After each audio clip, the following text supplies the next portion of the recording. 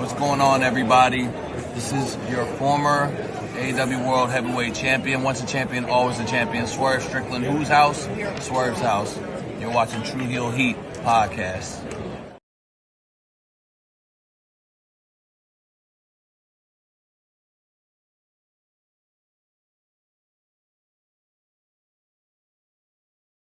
Hello everyone, it's the hardcore legend Mick Foley wishing a nice day to everyone there, right there at Tru Heel Heat. Yeah!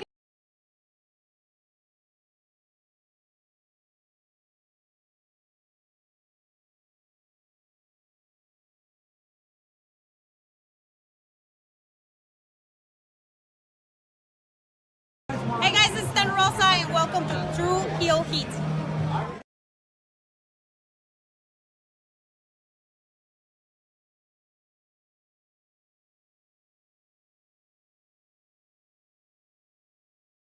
Rob Van Dam, listen to Tru Heel Heat.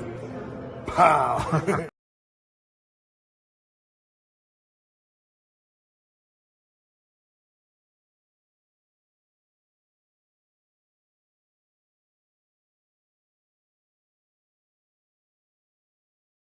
What's up, Tru Heel Heat? Tru Heel Heat. What's up? Tru Heel Heat. All hands on me.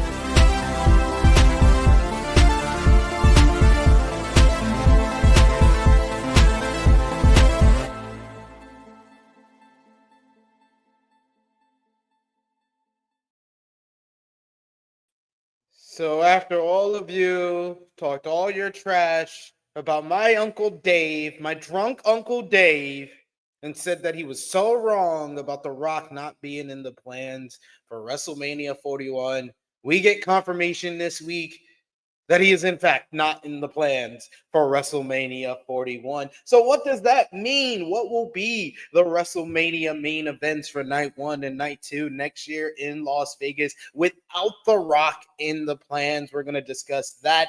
Plus, we'll be discussing the New Day with a heartbreaking heel turn on Big E, where it ranks among the best heel turns of 2024 and maybe the best heel turns in WWE history. We'll discuss all of that. We're discussing this week in pro wrestling as only we can, from WWE Survivor Series all the way to last night's Friday Night SmackDown and Friday Night Rampage. It's the Tru Heel Heat flagship podcast. Get your plates. The Saturday morning cookout is about to begin.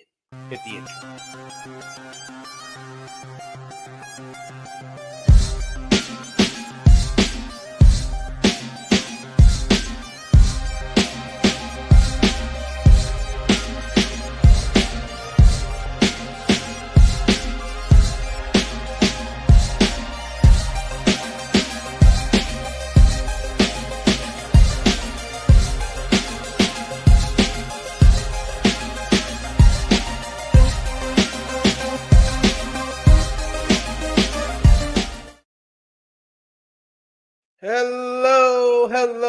Hello. It is me, your Tru Heel Phenom SP3. We are live on the Tru Heel Heat, YouTube, Facebook, and Twitch for Tru Heel Heat 306 Sour Series, discussing the latest wrestling news, including WWE making plans for WrestleMania 41 as if The Rock will not be wrestling and what this means for the card in Las Vegas. Recap of this week in wrestling with WWE Survivor Series featuring Roman Reigns and CM Punk leading the OG Bloodline to a win in the men's WarGames. SmackDown last night featuring Cody Rhodes and Kevin Owens feud heating up ahead of Saturday night's main event. Raw featuring The New Day. Heartbreaking heel turn on Big E. NXT featuring the Deadline Go Home show. AEW Dynamite, the start of the week 2 of the AEW Continental Classic tournament with Kyle Fletcher versus Shelton Benjamin, Claudio Castagnoli versus Brody King. Collision last Saturday featuring Okada and Daniel Garcia. Time limit draw in the C2. Rampage had 3 C2 matches. ROH TV, NJPW World Tag League. Final week, TNA Impact. And of course, we got final predictions for NXT Deadline tonight. But before we do that, of course, I got to introduce my special guest here, my co-host extraordinaire, the man known as the True Draw, the man with the hottest takes on the Tru Heel Heat flagship podcast, Mr. Josh. How are you doing? I'm doing good. It's mad funny because the last few days, even some people outside of this bubble that we have, they were looking forward to what I would say about Dwayne. I'm like, damn.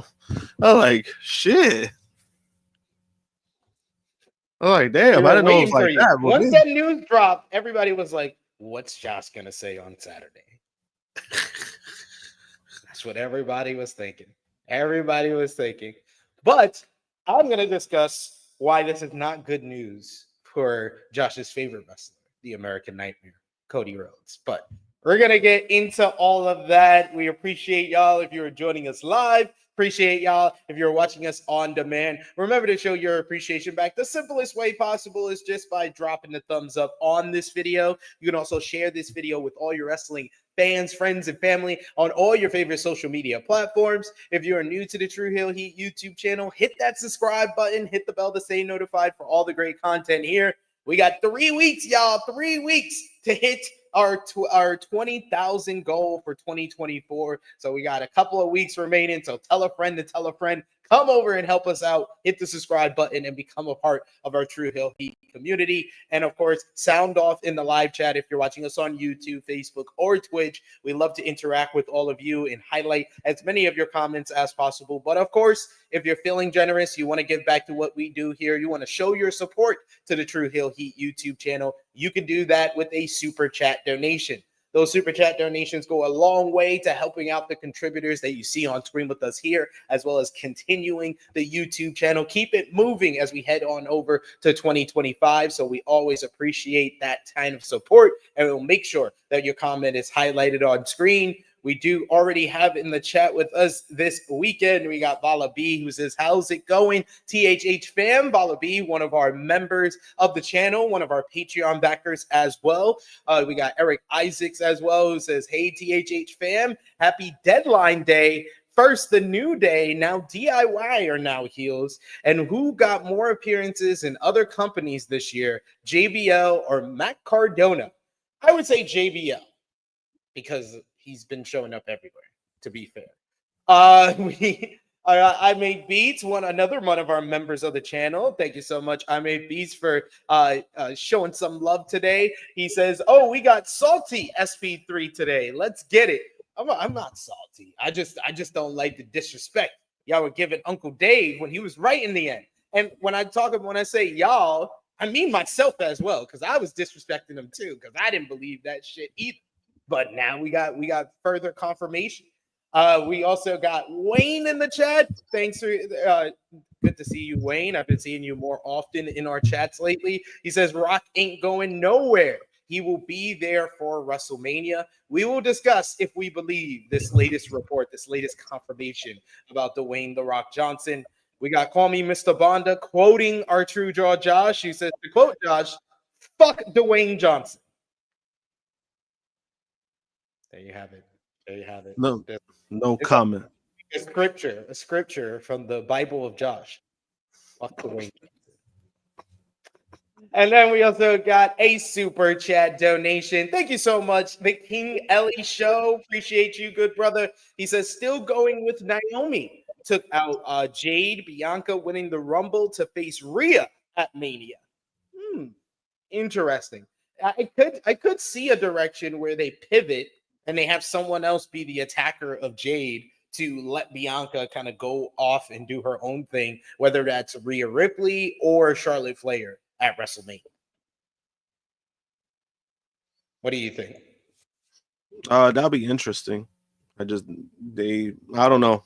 Like, since the whole thing has been I don't want to say a mess, but because we don't have clear confirmation of like if she's injured or not, they haven't vacated the titles, right? So I don't think it's.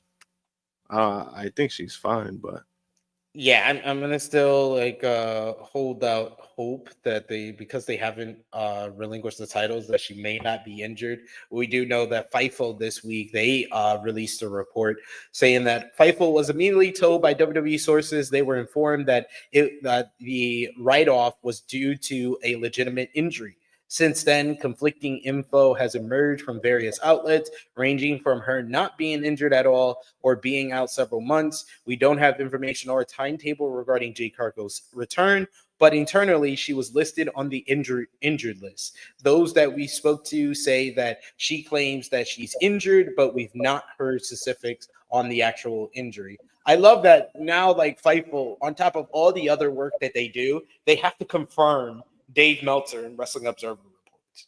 That's the only way people will believe Meltzer now, is if Fightful confirms his report.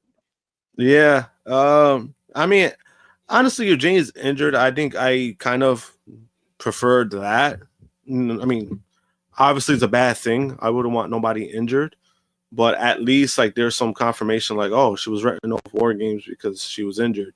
I think if it's storyline based, doesn't really do her any favors because I'm like, just kind of tells me you didn't feel confident with her in that match. Like, and that's not necessarily is not a good thing for Jade. Not the message that the WWE wants to send to Jade or Jade should want from WWE.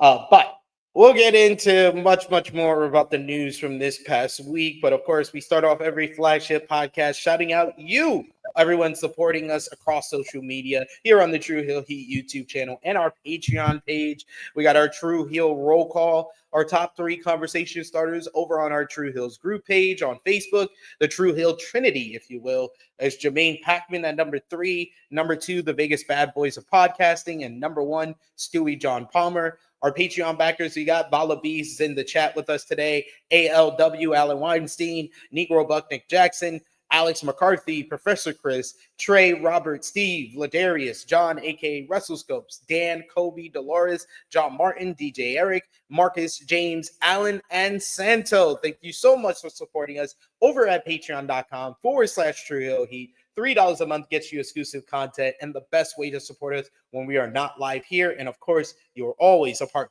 of our Tru Heel roll call. But we got to get into what we missed, Josh. And we're going to start off with the show that we gave our final predictions for at the end of last week's episode 305. And we're going to start off with WWE Survivor Series WarGames. The show last Saturday featured CM Punk and the OG Bloodlines, Roman Reigns, Sami Zayn, and the Usos defeating the new Bloodline, Solo Sikoa, Jacob Fatu, and Bronson Reed, as well as Tama Tonga and Tongaloa in an absolutely tremendous men's War Games main event. The storytelling, the in-ring action, the spectacle of it all delivered on a very, very high level with the OG Bloodline picking up the win in the end of it. But no one walked away from this matchup unscathed, it seems, and we'll get into that in a bit. Post-match, Punk reminded Paul Heyman of his favor, which Heyman said, anything you want. So very cryptic on what the favor still is.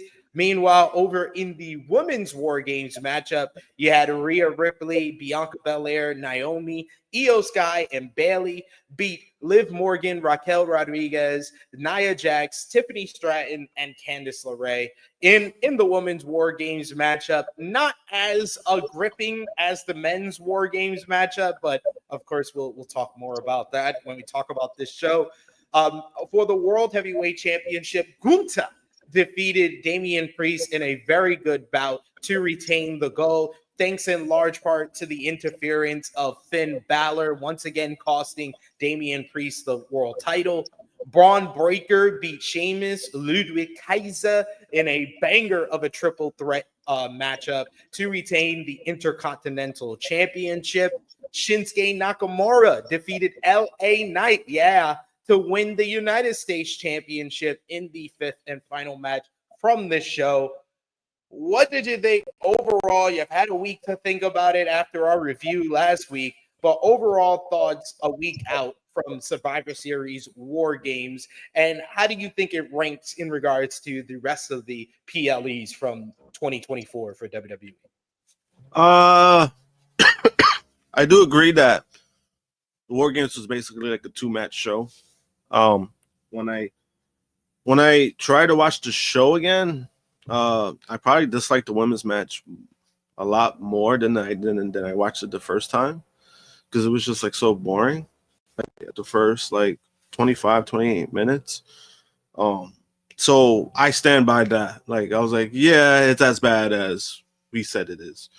And I think a lot of people kind of felt the same way, which I was like, all right, cool. Like, because like I said before, I think when it comes to women's matches, I think women's matches, they're kind of weird because it's like if they do certain things and they show out, people are gonna like kind of overpraise them. But if they do something that is not like to their standard, they completely get shit on, right? So it's very hard to like rate women's matches in that aspect. But this one was kind of an example of like, yeah, this shit was boring and it didn't pick them to the last 10 minutes. And for me, if a match is like 40 minutes long and you only have 10 minutes good, that doesn't make it a good match, in my opinion. That's 25% of the match that was good. That's not a good rate. But I mean, everything else, like I said, we had like basically 2 TV show matches.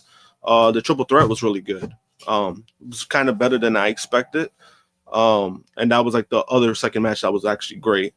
And then we had the War Games match, but I still stand by. I was like, that fucking match was fantastic. I thought everything that they did was great.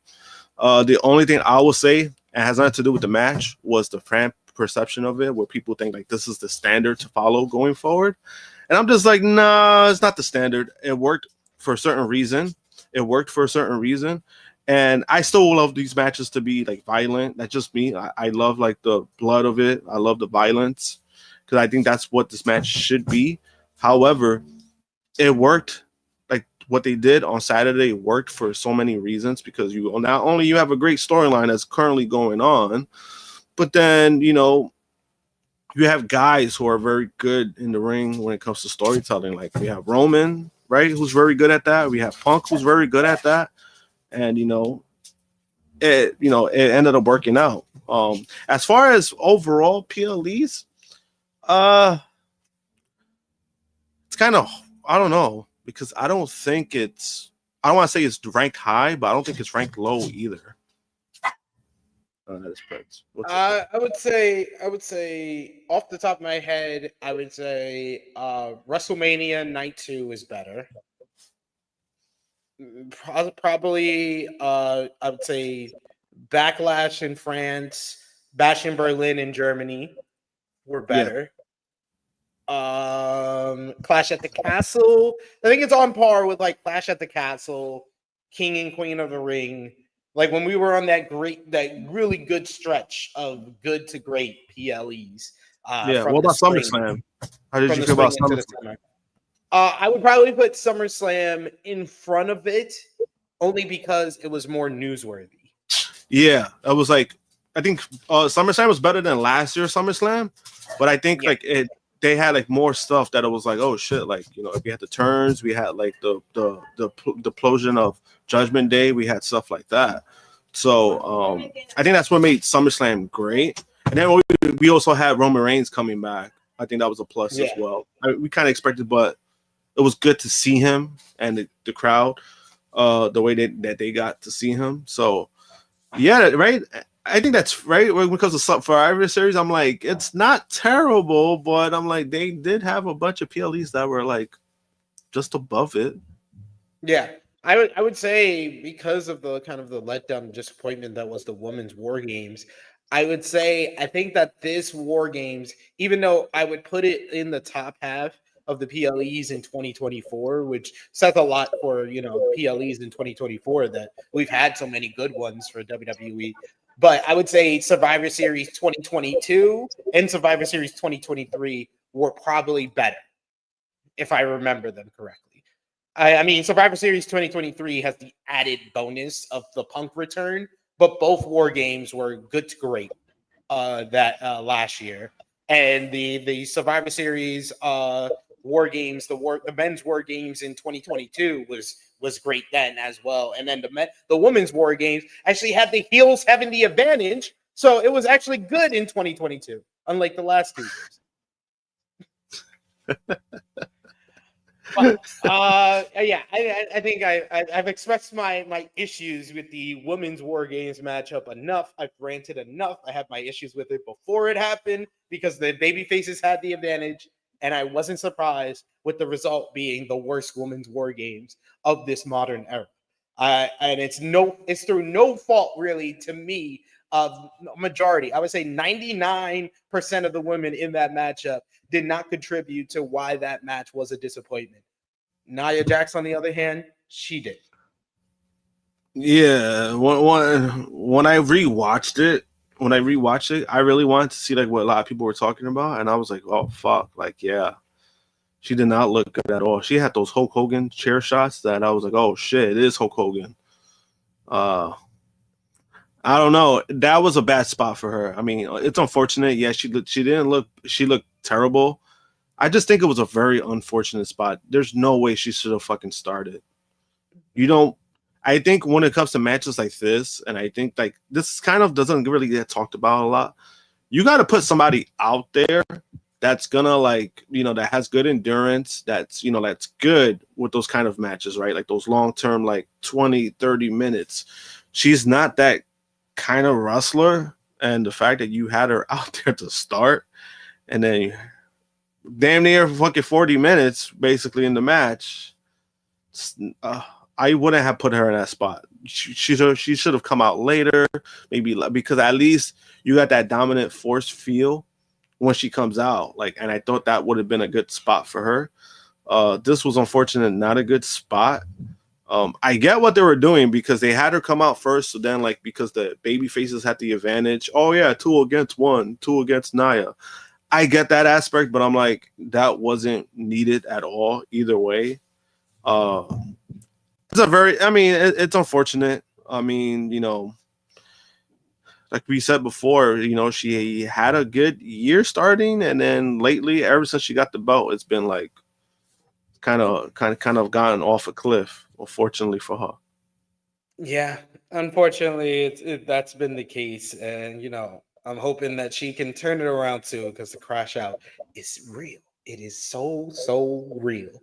But yeah, we'll excuse that for now. We'll see what she does next time. But overall, Survivor Series War Games was a good show, though. So coming off of Survivor Series War Games, a lot of people have been pointing to now the road to WrestleMania, the road to Raw and Netflix begins. But it's going to have some changes abound.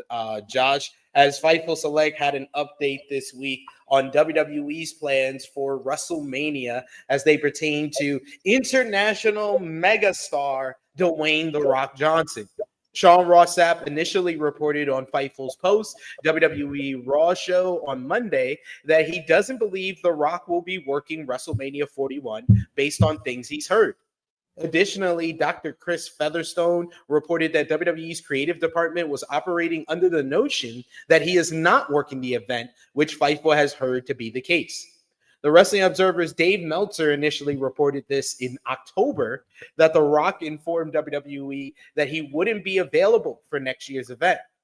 The Rock himself later responded to the rumors on his Instagram account, writing, "Don't believe any of that bullshit." Fightful reports that at the time, individuals within WWE pushed back on that, but multiple individuals have stated that creative plans are being put into motion under the assumption that The Rock will not be working WrestleMania. Fightful also notes that this is still under the realistic notion that things are still subject to change with The Rock, much like his recent appearance at Bad Blood that took place earlier in October. The Rock's appearance at the Premium Live event was reportedly a way to get him on screen, and it reportedly didn't have any major direction or plot point WWE was trying to further. WWE reportedly was not aware The Rock would be appearing definitely at the show until the week of the event. This is said to be why the Drew McIntyre versus CM Punk Hell in a Cell matchup opened the show instead of headlining the event. The Rock was reportedly around all day at the event, and he pulled up to the arena in plain view in his truck before it began. The Rock also has a very busy filming schedule. He recently wrapped filming a live-action version of Moana, where he will reprise his role as Maui. Additionally, Fightful reports that Cody Rhodes and The Rock, quote-unquote, filmed something at the premiere of Moana 2. It may or may not see the light of day at this point. However, the context of what they filmed is unknown. So my question to you, Josh, and everyone watching, do you believe The Rock will not appear at WrestleMania 41? And as we usually do here, let's put a percentage on it. 0 to 100, The Rock will not appear at WrestleMania 41. I think there's about a 50% chance he doesn't show up. More so because when I was looking at, I'm a guy who likes to do research, right? And I was looking at it, right? I was trying to look for reasons of like, why he might not show up at WrestleMania. And when I looked at his production list, so like if you go to the $7 productions where he basically owns, so when he does movies, $7 Productions gets they get like a small credit for it. Some are more, some are less. But basically, what it is The Rock's production when he does films.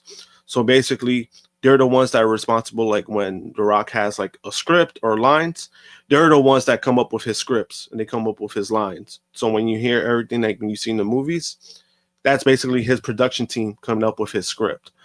And I was looking at the list and I was like, oh shit, he's on schedule.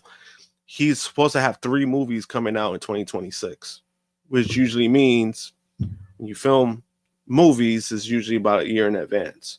So basically next year he's supposed to be shooting 3 films. That's estimated. I know right now 2 are guaranteed he's supposed to film. If the Fast and Furious movie picks up, that's also scheduled for 2026. That's basically the wild card because that's going to depend on where that lands. If it starts shooting like in April, then he's out. He's not going to do WrestleMania. Now I know a lot of people are saying like, oh, but it's The Rock. He could do whatever he wants. In a sense, he could do whatever he wants in WWE world. But when it comes to Hollywood and when it comes to the studio you work with, they don't give a fuck. They got to make money. They're in a situation where, there's a lot of clauses in it, in his contracts that he has to show up. He's obligated to do it. He can't skip out. And, like even when Cena made his appearance last, a couple months ago, announcing like his retirement ahead of time, he was currently filming and that's when he said like, oh, I got to go back. Because he had to. They gave him a permission because they had a small window. But anything working with WrestleMania, he has to be there and he has to build up. It's not going to happen. And I know people are saying like, hey, he has the pull to do it. he doesn't have that pull like that because studios, they're very strict when it comes to stuff like that. And also, it's a very strong possibility. I'm not saying like this is set in stone. I'm not saying that this is what it is, but he's busy. The man is, as much shit as I give Dwayne, he's a busy man, and this is a big part of why he's busy. This year he had it a little bit easier because he filmed the Mark the Mark Kerr film. That's the MMA film. Mark Kerr movie, yeah. Yep, he filmed that. Yep, Smashing Machine. He basically filmed that right after Mania when he said he was leaving. That's why he left, because he was filming that. He was filming that, and then he had the Moana movie that was actually pushed up. So he kind of lucked out with that one. That one got pushed up because there was a lot of things in Disney that kind of got shuffled around. Like Blade was supposed to come out next year. It's not coming out next year. They don't know. So like a lot of the movies that they were in place, that got scrapped completely. Yeah, like that. Not even on the schedule anymore. Oh yeah, they got scrapped. Yeah, because it's basically to be determined. They don't know when because they don't have a director.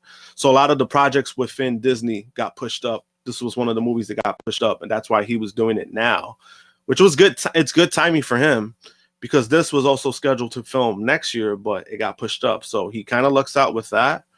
But again, like these are little things that people need to look at too. I'm like, when I saw his schedule, I was like, fuck, like he's a busy guy. And that was only 3 films, remind you, that was only 3 films that was listed for 2026, 2027. Here he has a set schedule for that too. And 2028. So he's doing a lot of films. Like I was like looking at it, I was like, holy shit, he has a bunch of fucking projects coming up. And if he could pull it off, he could pull it off. But right now, I think it's 50%. I think if he's not really filming, if he's not going to be doing anything production-wise, there's a good chance he could still show up at Mania. It's just going to be unfortunate because, I mean, we got The Rock last year, and now that this is what kind of people are expecting, they're kind of expecting to see The Rock. Now it's kind of like if you take out The Rock, it's going to be a little weird to see like what they end up doing. You know what I mean? Like, because you already had the expectations of having The Rock there, and he's your biggest draw. Yeah, regardless of who, that we say all the time on this podcast, WWE has more overstars than they've ever had before. The Rock is the most over. He is the big reason why WWE had the year that it did, because he came back on January 1st. Like, yeah, I'm going to say I am 75% sure The Rock will appear at WrestleMania 41.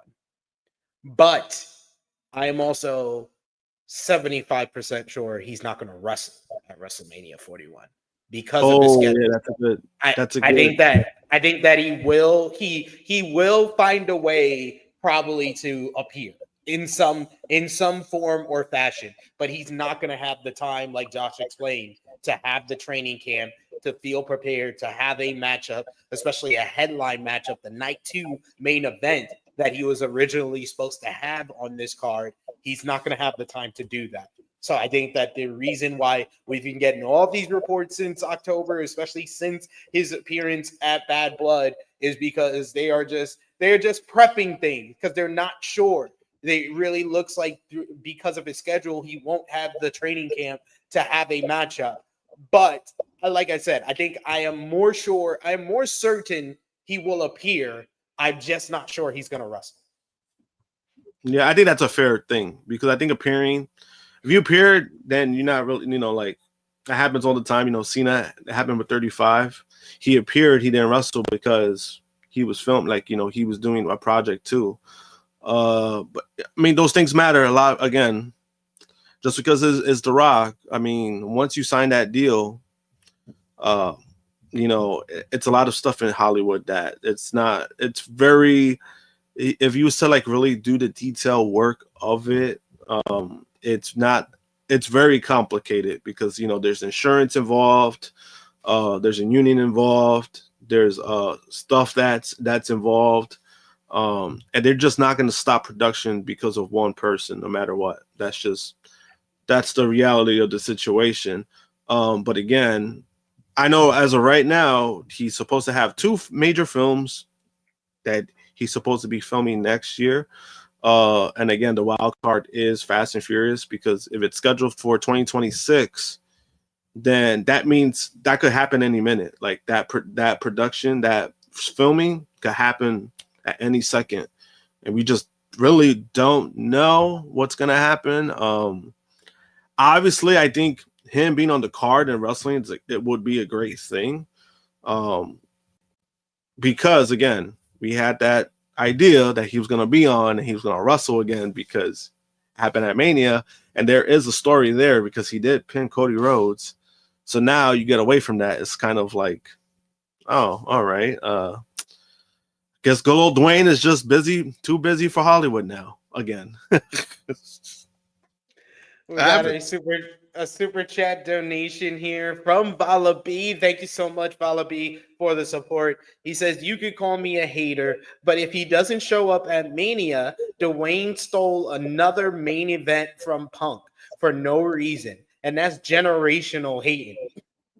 I mean, I wouldn't blame Dwayne for that. I wouldn't blame Dwayne that WWE says, okay, we're going to have CM Punk main event this year. And then he says, you know what? I actually will appear at WrestleMania and I actually will wrestle because I'm not going to allow y'all to give CM Punk a main event. But I think that The Rock not appearing, it's not so much of a bad thing for, The Rock himself. I think that the people that it doesn't benefit is WWE, like you said, because Dwayne is kind of like a megastar that brings additional eyes to the product. But 2, I think Cody Rhodes is. I think Cody Rhodes, there's no bigger matchup for him at WrestleMania than something involving The Rock. He can have his 3rd matchup with Roman Reigns at WrestleMania 41. And yes, it will do big business because WWE does big business with whatever they do nowadays. And those are their 2 top stars.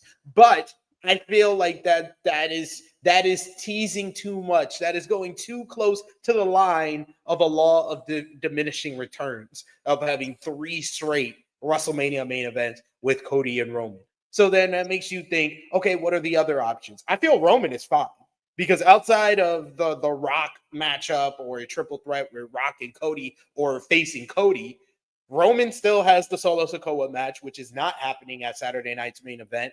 We don't know if it might happen at the Netflix premiere of Raw, but they might save it till WrestleMania. Then you also have Roman Reigns and Jacob Fatu, where now we've heard reports coming out of Survivor Series that Roman is very adamant about wanting to work with Jacob Fatu. And this would give him his biggest matchup of his career at WrestleMania one-on-one with the number 1 guy in the promotion. And then there's CM Punk, which I think that the men's WarGames went a long way of presenting that as a potential WrestleMania main event. We did the whole discussion, what was it, a week ago, 2 weeks ago, about when we thought that would go down. And we pointed to SummerSlam in 2025, the first 2-night SummerSlam in MetLife Stadium in New Jersey. But with The Rock out of the picture, it now becomes a bigger discussion of, do you want to go with that matchup at WrestleMania next year, especially with all the investment that you put into it going into Survivor Series and in the men's WarGames and all the attention, all the talk, the discussion about what's the favor and everything like that. You could slow burn it, or you can kind of pick things up in January and we find out what the favor is and it leads to Punk and Roman at WrestleMania 41. And honestly, this is why I said this is the worst thing for Cody. Rock not being there is a worse thing for Cody than anyone else on the roster. Is Roman and Punk is bigger than any matchup Cody can have without those 2. So Roman and Punk, no title, will probably be the night 2 main event, and Cody will probably be night 1. I can see that happening. I probably won't agree with it, but I see that happen. But he's like, I won't agree with it. But what do you think? What do you think the WrestleMania 41 card looks like without The Rock involved? Right now it's very muddied. I do believe that they would pivot and go with Cody versus Roman 3. I think that would be another accolade that they will try to like push, right? Like, 3 WrestleManias in a row that they main evented, and it was like the trilogy matches, right? Which I think that's fine. I think if you do like the way they've done that, if it happens, I think it's fine, just because with WWE kind of booking, especially in the Vince McMahon era, when we kind of had like these rivalry matches, it was always like, storyline, first pay-per-view coming up, all right, we have one match, then the next pay-per-view we have the second match, and then the third pay-per-view, that's the trilogy, and it kind of goes quick. At least with this, they spread the shit out going 3 years if it happens, right? 3 years, which I think that's pretty astonishing, to be honest. Like, they were able to do that without having them wrestle each other like again. So that's another accolade I think they will try to push. That's another agenda they will try to push. But then also I think both guys have great chemistry. That it's going to be a banger of a match either way. As far as somebody like Punk, I still think they're going to try to push the Seth Rollins thing, the Seth versus Punk thing, even though there's people who are very excited about it. There's some people who are not. I'm kind of in the middle of it, because after what I saw on Monday, it was kind of like, like I was like, all right, cool. Like that's how I'm feeling about it. I think the iron was hot a couple of months ago, but then unfortunately CM Punk got injured. It happens. But I mean, if this was a spot like, hey, we need something big, obviously you put Punk versus Roman. You could do something, and you still have a nice 4-month build up to that. In comparison to like 8 or 8 months, right? When it comes to like SummerSlam, but that's if The Rock is not involved. But I think that's how it looks right now. I think they will go with that. But I mean, I kind of do like the Punk and Roman idea better.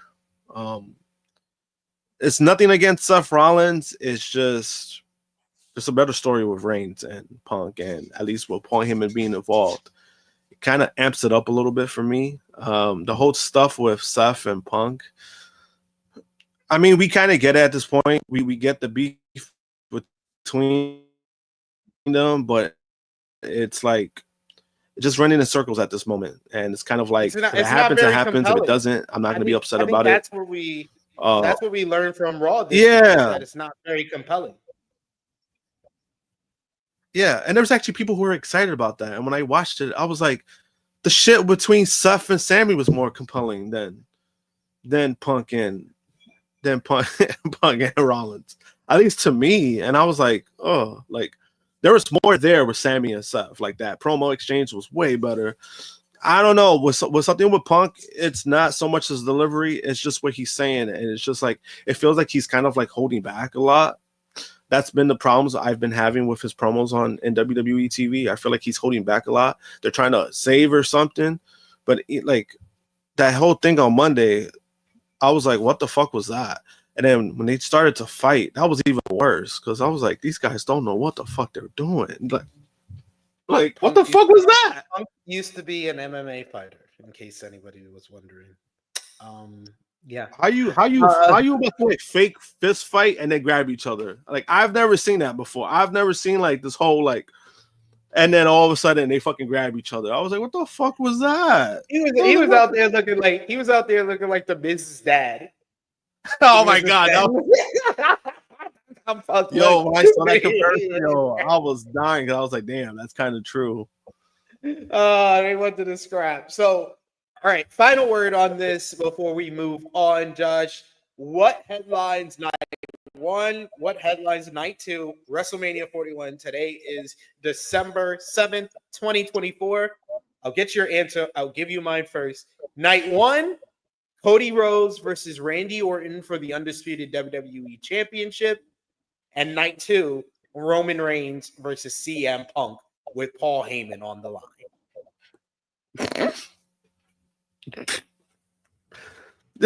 He's at Paul Heyman online. Oh, I thought it was about Paul Heyman on the pole.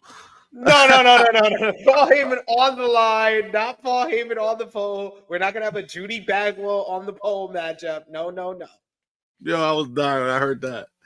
Nah, as of right now, because even if they do Punk versus Seth, I really don't see that as being the main event, especially if there's no title involved. Night if two, they do Cody and Roman, I can see Punk and Seth main eventing night one. I'm go with night one. I'm gonna throw this as a wild card for night one. I think it's gonna be Punk versus Gunther, because they do want Punk in the title picture. They've been teasing that as well. And night two, I think they are gonna go with Roman versus Cody 3. Again, that's another accolade that they're gonna try to push. And I do see them pushing, like I see them going with that, because at least that's something they could brag about.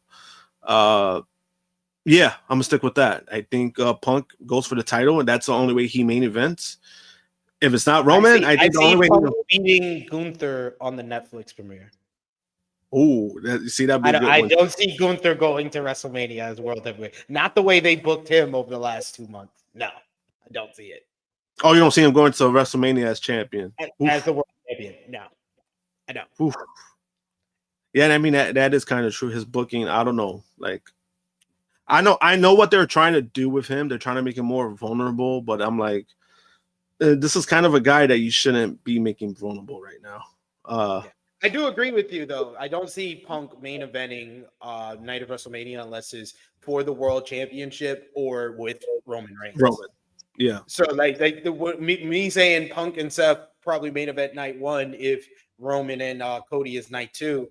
I'm saying that thinking that Punk is beating Gunther for the World Heavyweight Championship. But yeah, I think the title has to be the line. Gunther is still the World Heavyweight Championship champion, I think he faces John Cena at WrestleMania. Ooh. But I don't think that would be the main event for that. I don't think that would be that. I can see it. It's Cena's final WrestleMania. And I could see them giving him number 17. He's got a much better reputation than Ric Flair nowadays. That's very fair. And honestly, I think I probably prefer Cena to be the 17-time champion than Ric Flair keep bragging about it and him just being weird at this point. Yeah, basically. But we will talk more about the road to WrestleMania as we seemingly are right about at the start of things. But coming out of Survivor Series, big injuries took place, especially in the men's WarGames matchup. A new report had an update on Bronson Reed's injury status following WWE Survivor Series WarGames. As reported earlier this week, Reed was believed to have suffered injuries to one or both of his ankles after hitting a tsunami from the top of the WarGames cage. The Wrestling Observer Radio reports that Reed is set to undergo tests to confirm his status, but that the word is that he may have suffered a broken ankle. It was also noted that while, as stated, there was some concern that both of his ankles were injured, the belief is now that he only injured his right ankle. No word on how long he may be out as of yet. Then on Friday Night SmackDown, they did announce that Tonga Loa and Jimmy Uso joined Bronson Reed out indefinitely after suffering injuries at WWE Survivor Series WarGames. WWE announced on SmackDown that Tonga Loa suffered a torn bicep, while Reed is out with a broken foot, and Jimmy Uso is out with a broken toe. All three men are out indefinitely, with Loa having undergone surgery and Reed set to do his surgery next week. In regards to Bronson Reed's injury, PW Insider reports that Reed will have surgery sometime next week to repair the damage to his ankle. The report also noted that Reed getting injured is why Drew McIntyre returned earlier than planned on Monday Night Raw this week. Reed was previously scheduled to face Seth Rollins in cage matches for the company's post-holiday tour, which will now be changed. It's really sad with Bronson Reed. Like, talk about a horribly timed injury. He's in the biggest push of his whole career, And he has one of the highlight moments of the men's war games, but it may have kind of took away like months of his career.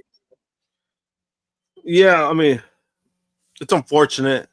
Honestly, like when I watched the match, I thought he was fine for the most part. I thought he was fine. I thought there was something more wrong with Jimmy, because the way like Jimmy landed, and then the way he kind of like after the fact, it was kind of like, oh shit, he don't look too good. But I mean, it was a broken toe. I mean, it's still bad, because I think that's more annoying than anything. But the Bronson Reed one, when I heard both his ankles at first, I'm like, oh no. But then you end up finding out it's one. I mean, that's the best case scenario. But when I watched the fucking replay, like the other angles of it, and I was like, oh fuck, he could have fucked both of them up, because he actually twisted both of them when he landed on his feet. And I know a lot of people are giving him shit for it. Why did he do this? Why did he do that? At the end of the day, they're professionals. They're performers. They have an idea of what they're doing more compared to us. We could easily say, oh, he should have done this. He should have done that. From that area, I get why he landed on his feet, because he would have fucked up his knees. So either way, it was a tough spot, because at least the table could have broken his fall like that. But I mean, he is a bigger guy. What we learned this year is that you should probably stop doing splashes off the top of cages. It hasn't gone well for anybody this year. Yeah, and it's unfortunate. I think if you do a spot like that again, make sure you do it like with those groups. Everybody's huddled up, and then you do it like that. I mean, it's very. I think he's the one that loses the most out of it. And it's very unfortunate, because obviously he was getting the push and he was being presented as like this big monster, and that happened. And then Tangaloa, it's just very ironic that a man who botches all the time doesn't make a mistake in this match and he gets injured. Maybe that's why he was botching a lot, so he won't get injured. And unfortunately, he got injured. So there you go. Reverse psychology right there. Final injury to update the fans on. Sheamus will be out of action for a number of weeks. He suffered an injury at Survivor Series WarGames, as revealed on this week's Monday Night Raw. It was announced on Monday's show that the Celtic Warrior suffered a cracked rib during his Intercontinental Championship matchup against Braun Breaker and Ludwig Kaiser. No word on how long Sheamus may be out of action, but we will keep you posted on that one for sure. But we got to move on to last night's Friday Night SmackDown, Josh. Coming off the heels of Survivor Series, the show featured the American Nightmare, Cody Rhodes, kicking off the show, only to be interrupted, interestingly enough, by WWE Raw's Chad Gable and American Made.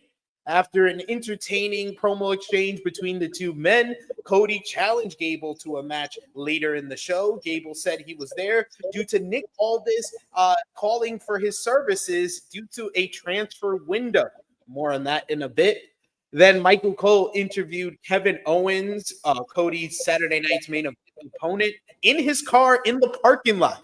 This was a very well done, unique kind of produced sit-down interview where KO documented why he turned on Cody and also brought up his walkout on WWE back in 2016, but how he still is viewed as the golden boy and gets to shoot off all the pyro during his entrance.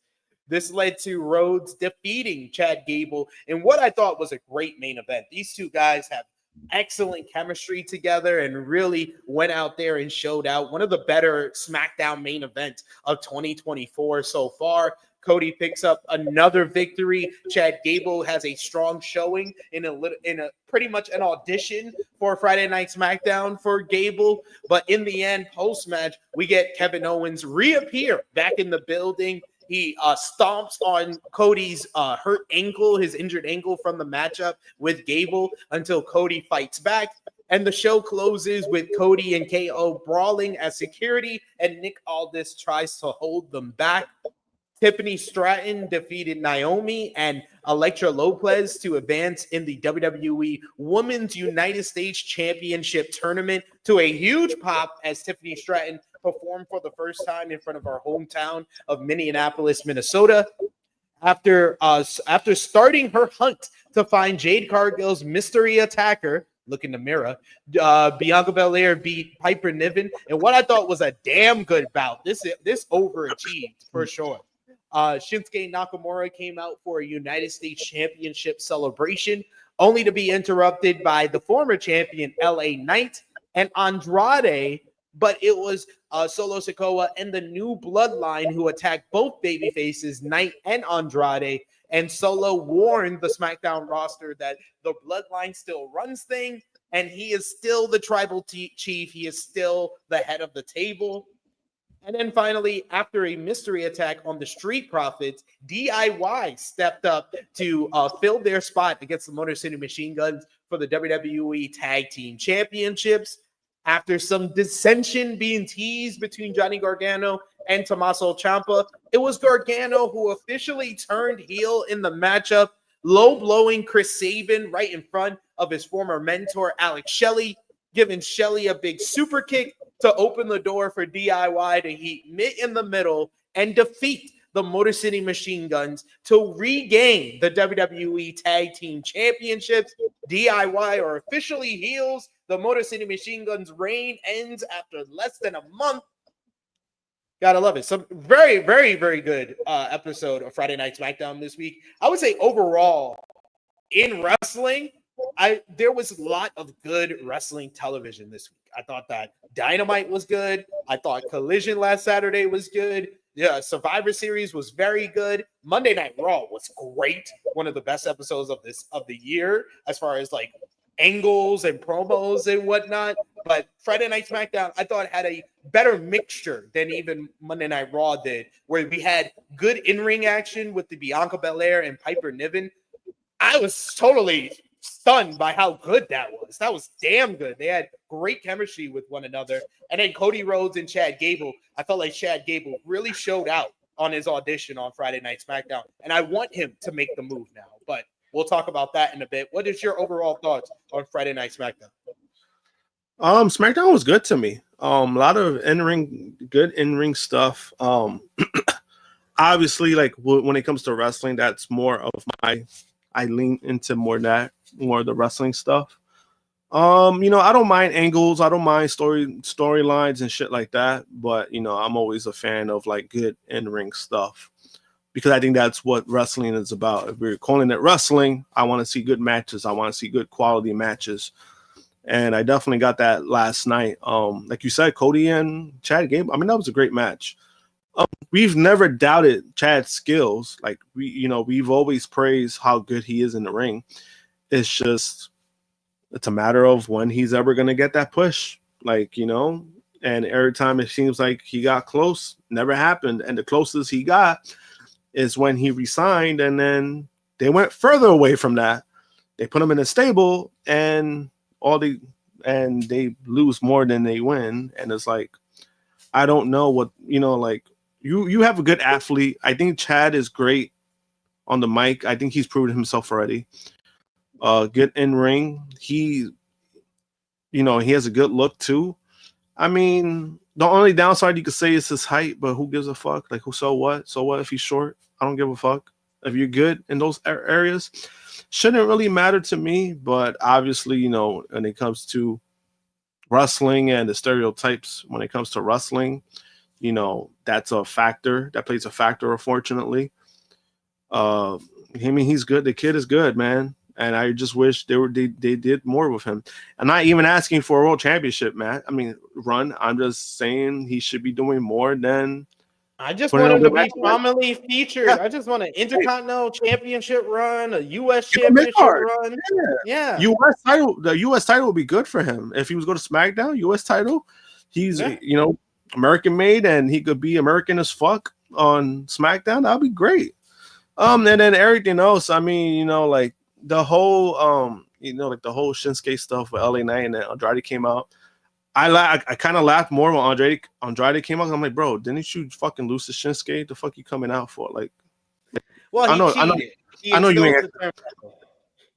Yeah, I know, but it's like I know you ain't asked a real title match, bro. Like, you got to earn that shit. And then they got fucked up. And then you saw that viral clip that Jacob Fatu told a fan, "Your mama suck dick." suck my dick. I both said that too. And what else happened? And then the KO stuff. I think the only thing with the KO stuff, like I think it's good, but it's like, bro, like at this point we know your reason. You don't gotta keep saying it. At least for me, I'm like, but I get it. They're trying to build up to a Saturday Night Main Event, so I get it. I think the big thing that came out of that interview is him mentioning Sami Zayn and saying that he'll deal with that later. Yeah, and then I think mentioning 2016, I thought that was pretty like significant. About Cody like leaving and all that stuff, right? I mean, it was a good SmackDown. I mean, fucking Motor City Machine Guns. I'm like what? Like, I'm all for them setting up this rivalry with DIY because they're gonna have good to great matches with that. They sacrifice having a good matchup to do the good angle on last night's show. I did kind of laugh. I was like, damn, Motor City Machine Guns, your reign lasted a month. You know, it's crazy. Somebody posted a stat, and I was just like, this is not good. They said the Motor Machine Guns together have a combined 43 title reigns, and this was the second shortest that they've had in their career. Like what? Like, yo, damn. I'm like, fuck. And it's crazy because you know, when they won the titles, there was a part of me that was like, I was happy for them, but then it was kind of like I felt like they did it too fast, so I couldn't really enjoy it. Enjoy it the way that I wish I could, because I think it would have meant more if you build up something and then, you know, have an adversity and then them finally winning. I think that would have meant more. But then, you know, they kind of shot it right in the arm. Hey, you're gonna win the tag team titles by your third match. Then your second showing, your third match, gonna win, and then, you know, then they end up losing it in that fashion. I think the DIY stuff was actually good. I like the slow burn. I like the way they paced it out. They didn't do it like immediate. They paced it out over a month. We saw Ciampa getting very angry and frustrated, and then eventually that spilled over to Gargano. Yeah, it was just like, for me, it was just kind of like in a weird spot for me because it's not so much the DIY stuff, but it was a tag team stuff that they were trying to do. Like, I know, like, they were teasing like a breakup between like Theory and Waller, and then they had the New Day stuff going on, and then they had that. I'm like, what is this? Like, why they're teasing three different kind of like, why are they doing this with three different teams teasing a breakup? And all he does is book freaking factions and tag team partners having dissension. Yeah, and then, you know, like, at least like the two teams, like two of them just ended up turning full blown heel. But at the same time, I'm like, did you really needed that for both teams? Even though, I mean, they're good. Don't get me wrong. Like, the DIY stuff was good because I like the fact that Gargano, like, he was the one I was being treated like a bitch, and then it turns out it was just a ruse. Like, I like stuff like that, and I'm working out because I think Gargano is a good, like, little shit bag heel when it comes to that. Obviously, we know Ciampa what Ciampa could do. I think Ciampa is a fantastic heel. I think he's a way better heel than face. So I think, I like the fact that they're heel DIY. Is it the first time we're getting the heel DIY? Because I don't think they were ever outside of the short run that they did before the takeover New York. Remember when Gargano was basically was behind the Aleister Black attack, and then him and Ciampa both won the. Ciampa had the world title, and then Gargano had the North American Championship. That's the only time we got a heel DIY together. And then now we're kind of getting it more on full-fledged. Bigger, so, I mean, it's cool stuff. It's just with the tag team, they just need to do not only more, but like they also need to be presenting the PLEs, man. Like, don't do it for like, what the fuck? Like, you got belts, like, and I get like his philosophy where he was saying like, oh, you know, because we need some big matches on the show, and then, you know, at the same time, I'm like, bro, like they're fucking champions. You if you want your tag team division to be taken seriously, they need to be presented in these big stages. And you never know. These could be some of the best matches. You're telling me you're gonna pass up Motor Machine Guns versus DIY on a PLE? Like you're passing that up? That should be on a PLE. You're telling me that match can't get on Elimination Chamber at least? Like, I'm not asking for a big 4 pay-per-view. I'm asking for a B-level pay-per-view. Just Elimination Chamber.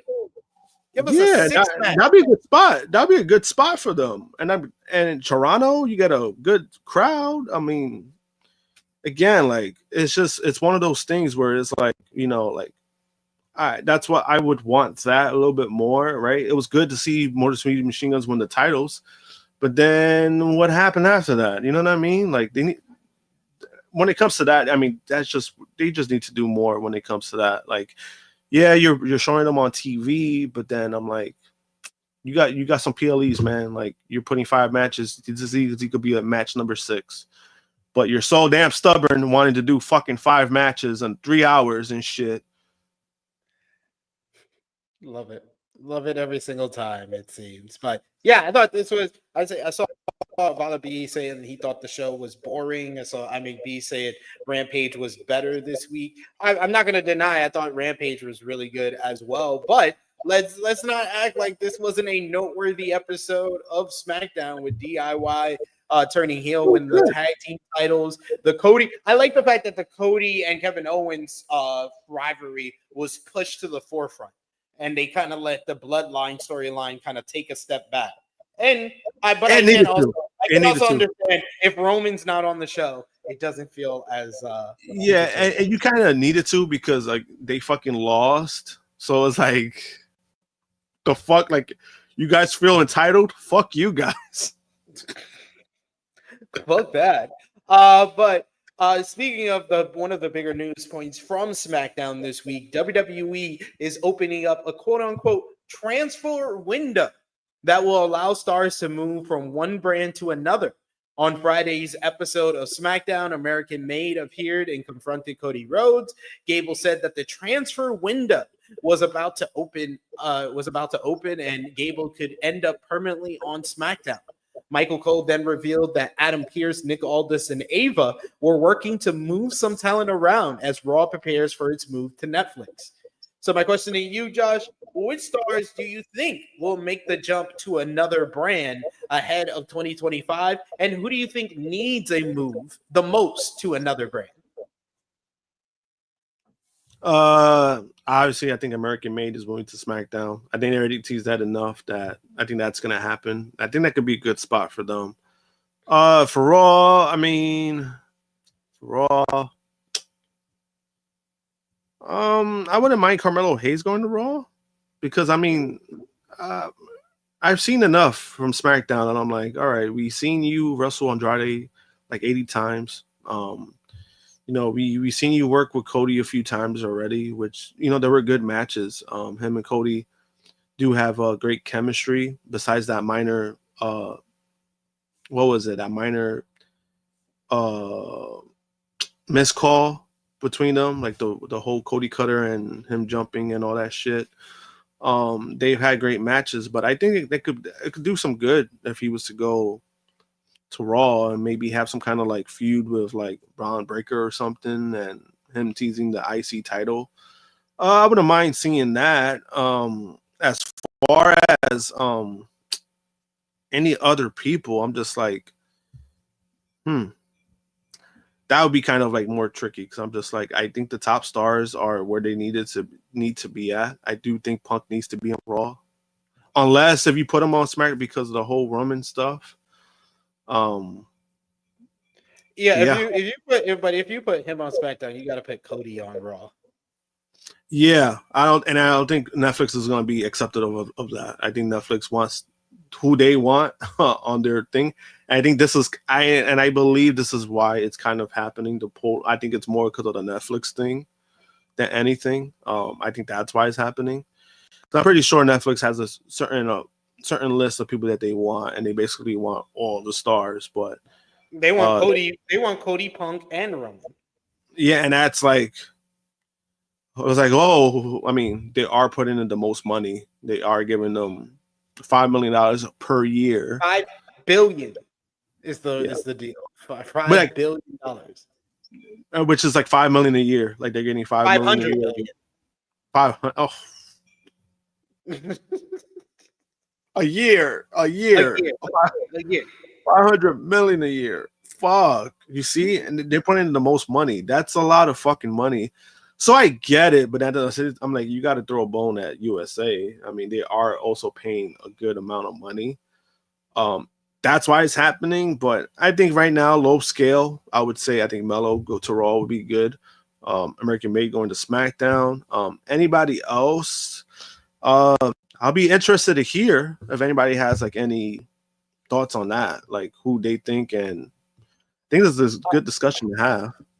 I would say, as far as people going to NXT, right off the top of my head, I thought Giovanni Vinci. He badly needs to just move on off of the main roster immediately.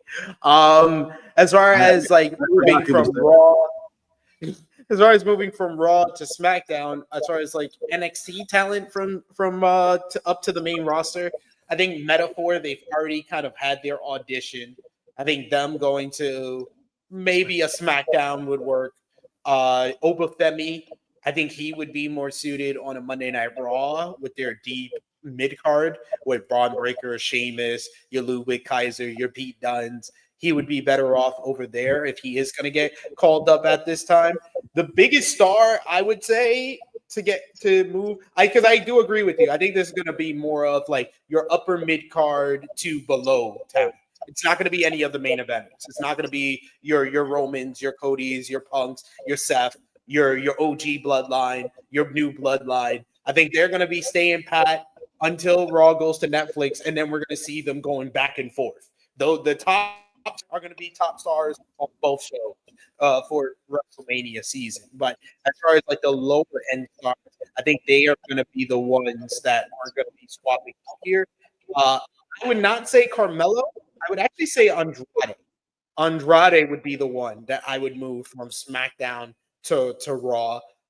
If not Andrade, I would say LA Knight would be the biggest star from one brand to another, because I feel LA Knight is good for the mid card scene to be a very popular mid carder on SmackDown. But if you move him over to Monday Night Raw with the World Heavyweight Championship, I think there is potential that he can move up to the main event scene. I think there's more potential of him moving up to the main event scene without Cody Rhodes and Roman Reigns on the same show as him. Yeah, I can see that being a thing, and I think LA Knight, I think for himself, he believes that he's world championship caliber. I'm like, bro, they don't see you that way. They don't believe you. You need more people. We do have a super chat donation here asking about this transfer window and swapping out talent. Dion Jenkins says, do you think Cody and Gunther are swapping shows? I think that the whole meeting that we saw between Gunther and Nick Aldis may be teasing Ludwig Kaiser going to SmackDown. Yeah, I don't think they're swapping. I don't think they're swapping it. At least not right now. I think that's something with the draft itself. I don't think they're going to do this in this portal thing that they're trying to do. I think that's more of a draft thing, but it depends on who has what belt. Because obviously, if it's like, for example, like when you brought up like, you think it's going to be Cena versus Gunther, and then Cena's going to win the title. Technically, Cena could do whatever he wants. He could show up both brands, and it's John Cena. So I think it depends on who's champion. I think that's when that happens. But I think they're gonna stick with what they're doing right now when it comes to the champions for each show. That's how I feel about that question.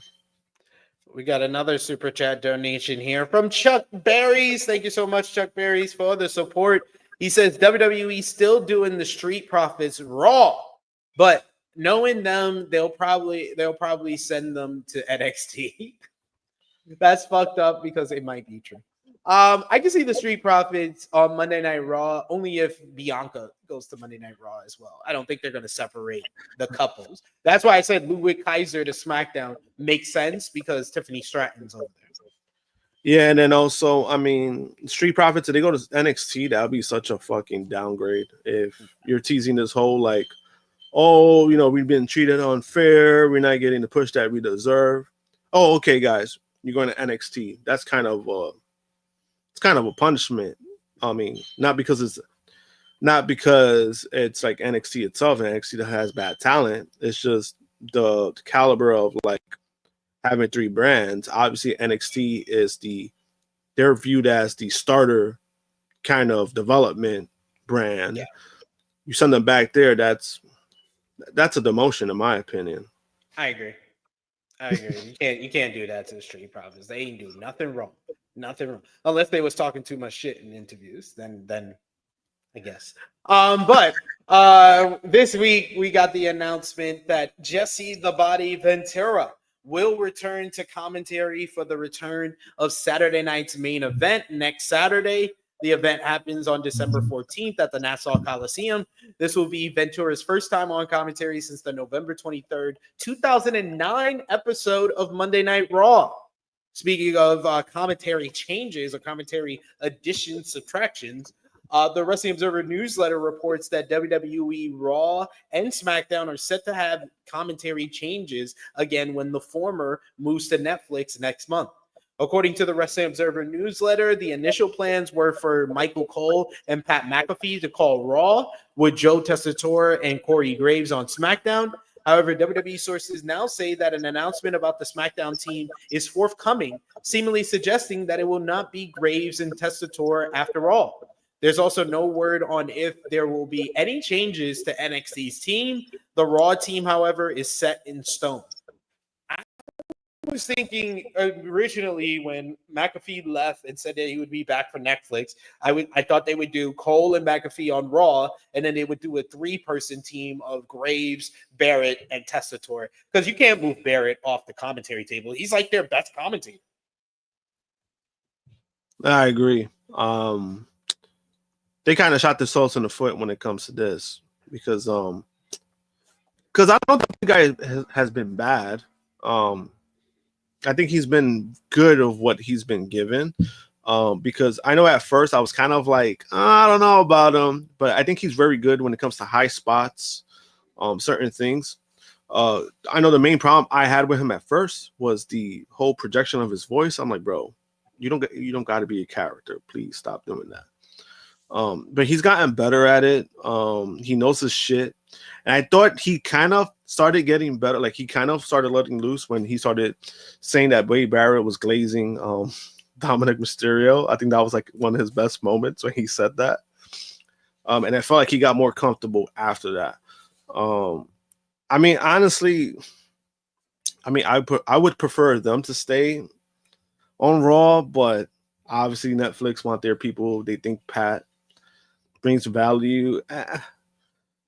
I'm just not looking forward to it because Pat is just fucking annoying. Like I like, you know, like I appreciate the stuff that he's done, but it's like with him, it's like I could deal with Pat in small doses. I can't deal with him long term. Like it just sometimes the act gets tiring, and obviously like they see him, you know, they love him. Triple H loves him, and he's gonna have a job either way. So it's like I got to be acceptive of it, but I don't know. He's like, I don't wanna. Yeah, it's like, yeah. I mean, it is what it is. I mean, they kind of knew this was gonna happen, so nobody's not. It's not really surprising because it was said months ago. Hey, when Pat comes back, he's going to Raw because Netflix. I get it. But yeah, it's just something I got to deal with. The Hollywood Reporter brings word that A&E and WWE are set to collaborate on 2 new shows, which will debut on the network in 2025. The first of these is called WWE LFG, not Let's Fucking Go, which it actually stands for Legends and Future Greats. It will feature wrestlers, quote unquote, vying for a WWE contract while receiving training and coaching from in-ring legends Paul Triple H Levesque, The Undertaker, and Shawn Michaels.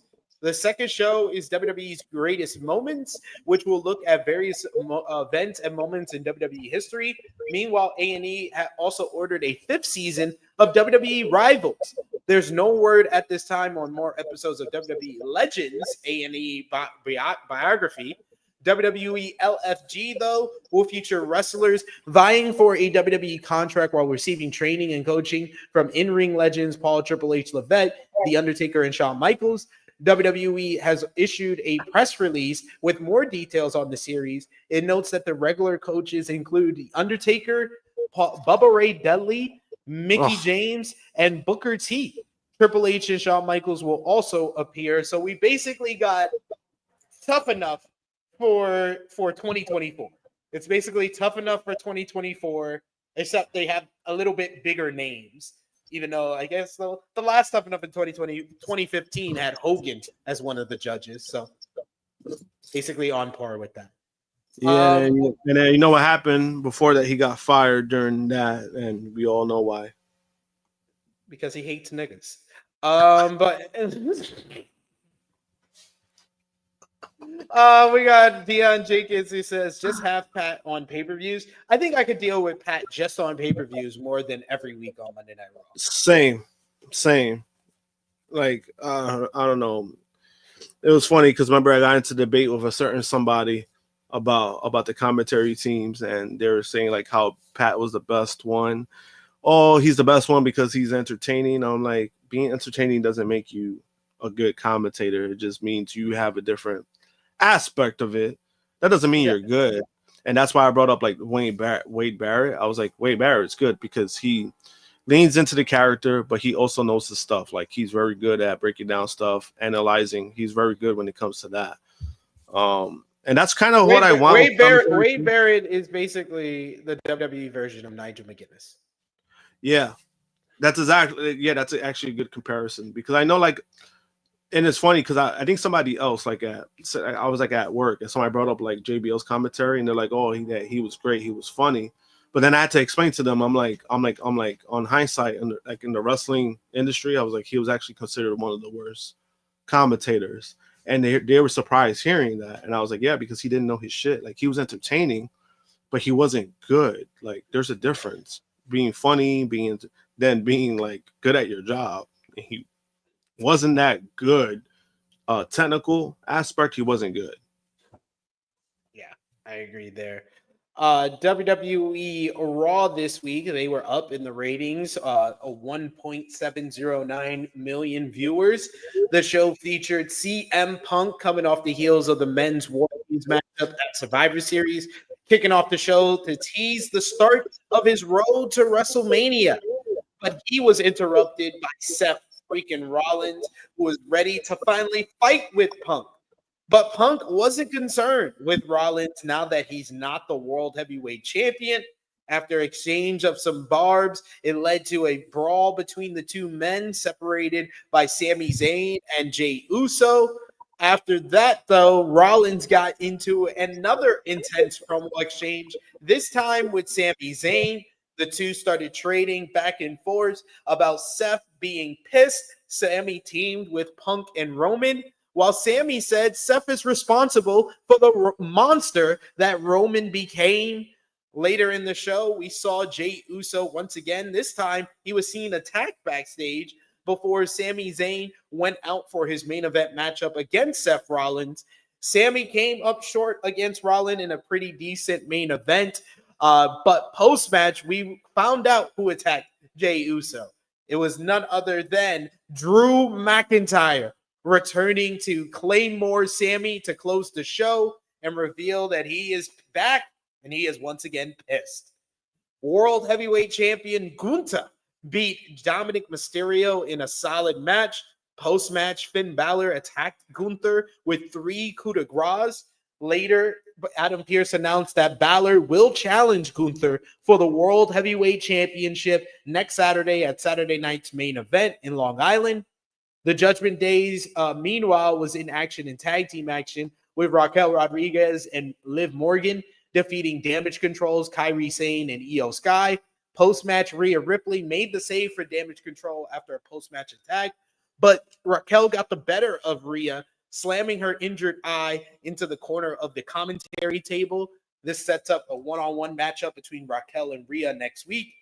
Dakota Kai beat Shayna Baszler and Katana Chance to advance in the WWE Women's Intercontinental Championship Tournament.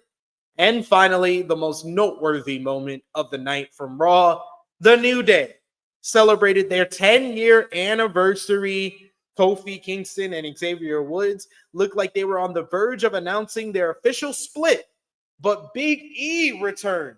He tried to convince the duo to reunite, with E coming back as their manager to motivate them. However, Kofi and Xavier instead turned on E with a pair of scathing promos, blaming E's neck injury on their recent failures and saying that he left them before kicking him out of the ring, as well as the New Day in general, in a highly emotional and heartbreaking moment on this show. Josh, what did you think about what went down with the New Day 10-year anniversary celebration, and any additional thoughts on this week's Monday Night Raw, which I thought was probably the best show in months for Raw? Yeah, I thought it was a good Raw. Especially for a 2-hour Raw, I thought that was probably their best 2-hour episode. The New Day stuff I thought was great. It kind of went a different direction than I thought it would. I actually thought all three would be reunited. And that didn't happen. Or I thought somebody was gonna get fucked up. I thought some shenanigans was gonna happen. We got the opposite of we got a heel turn, but then nothing happened. Obviously, that's because Big E can't take any bumps. He can't do anything when it comes to that aspect. So when they were talking about that, I know there was a lot of speculations. People were saying, "Oh, they're mentioning this. I mean, Big E's gonna come back." And reality is no, they don't know if he ever will come back. That was like legit true, because WWE doctors, they're very strict when it comes to putting talent back like that, especially with Big E. The situation with Big E is that not only he broke his neck, it didn't happen in the traditional way, right? You break your neck, you get surgery, you rehab, you come back. Big E never got surgery on it, and it healed on his own. However, there's always that big risk of it breaking easily again, right? Because when you break your neck and they put rods, screws, whatever the case may be, that keeps it in place, which it doesn't mean that it's not going to break again, but there's some stability when you have that. He doesn't have that stability, unfortunately. That's why they're scared of clearing him. But the overall thing was kind of, I thought it was great. But the way that Big E came off, like, he kind of looked like a bitch, like when he was like, I broke my neck. Like, like it was kind of like, bro, relax. Like, but yeah, the turn, I didn't expect it. And it was just mad funny. I was like, fucking Kofi was like, kind of like in the baby face in the situation compared to Xavier, and Xavier basically like convinced them, like, yeah, let's blame Big E for everything. He left us. We've been struggling because Big E left us. And then the turn happened. It was mad funny. That's why I thought it was funny on that aspect. And then I saw somebody try to compare like the whole Dragon Ball Z Majin Buu shit. I was like, as a big Dragon Ball Z fan, that clip was fucking stupid. It's like, let's not go there. If I really want to deep dive into like the comparisons, I know Romeo wanted me to do that. I was like, I'm not doing that shit. I'm not doing that because it's inaccurate. But overall, I thought it was a great thing. And then Raw itself, I thought Raw was good. Really have no big complaints because again, the opening segment, Punk and Rollins, that was basically my only complaint. Like the whole that exchange was kind of like didn't really do nothing for me. So when I saw people loving it, I didn't get it. I didn't feel anything from it. again, I felt way more for Sammy and Seth, like their exchange. I thought the exchange was a lot stronger and it kind of meant more when it comes to that. But I mean, and then they had their match later on, and Seth ended up winning. I think he had a roll up, right? I think it was a roll up. That's how he won the match, right? So, I mean, doesn't really hurt Sammy in that aspect, but overall, it's good. A good episode of Raw, and I thought like the New Day stuff really carried it. So I wanted to ask you this, Josh. We got the Big E being turned on by the New Day. Romeo was very high on this segment, saying that it's one of the most gut-wrenching things he's ever seen in wrestling. I called it a very heartbreaking heel turn. Where does the New Day turning on Big E rank as far as the best heel turns in WWE this year? And we've had quite a few notable ones this year. You had Dominic Mysterio turning on Rhea Ripley, turning more heel on Rhea Ripley at SummerSlam, aligning with Liv Morgan. There was Finn Balor turning on Damian Priest, also at SummerSlam. It's been quite a few throughout the wrestling world, but like the most notable in WWE were those. You also had Solo turning on Jimmy Uso. We've also had, what else have we had? Those are I think those are really kind of like the main ones. There was AJ Styles with the fake retirement and betrayal on Cody, but those were kind of like the main ones this year. Yeah, that one was kind of goofy. The AJ Styles one, that was like more goofy than anything. As far as ranking, I think the Judgment Day stuff is still a little bit better, in my opinion. I disagree. I think the New Day is much better than this. The Judgment Day stuff was good in the moment, but like because I think that's why. So much time, if I'm judging it within the moment, I still probably will say Judgment Day, because right now I think I'll probably say differently going forward, just because like with the whole New Day stuff, it was a great segment. It was a great thing, right? Like, Kofi and Xavier staying together. I just want to see what goes forward, like what's gonna come out of it. You know what I mean? Maybe that's why I'm feeling that way. Could be. I mean, when it comes to, I also think the New Day one is better, is because I think everybody and their mama predicted the Judgment Day was gonna break up at SummerSlam. Yeah, like this one we did not see coming. We did not see this coming at all. I mean, that's fair.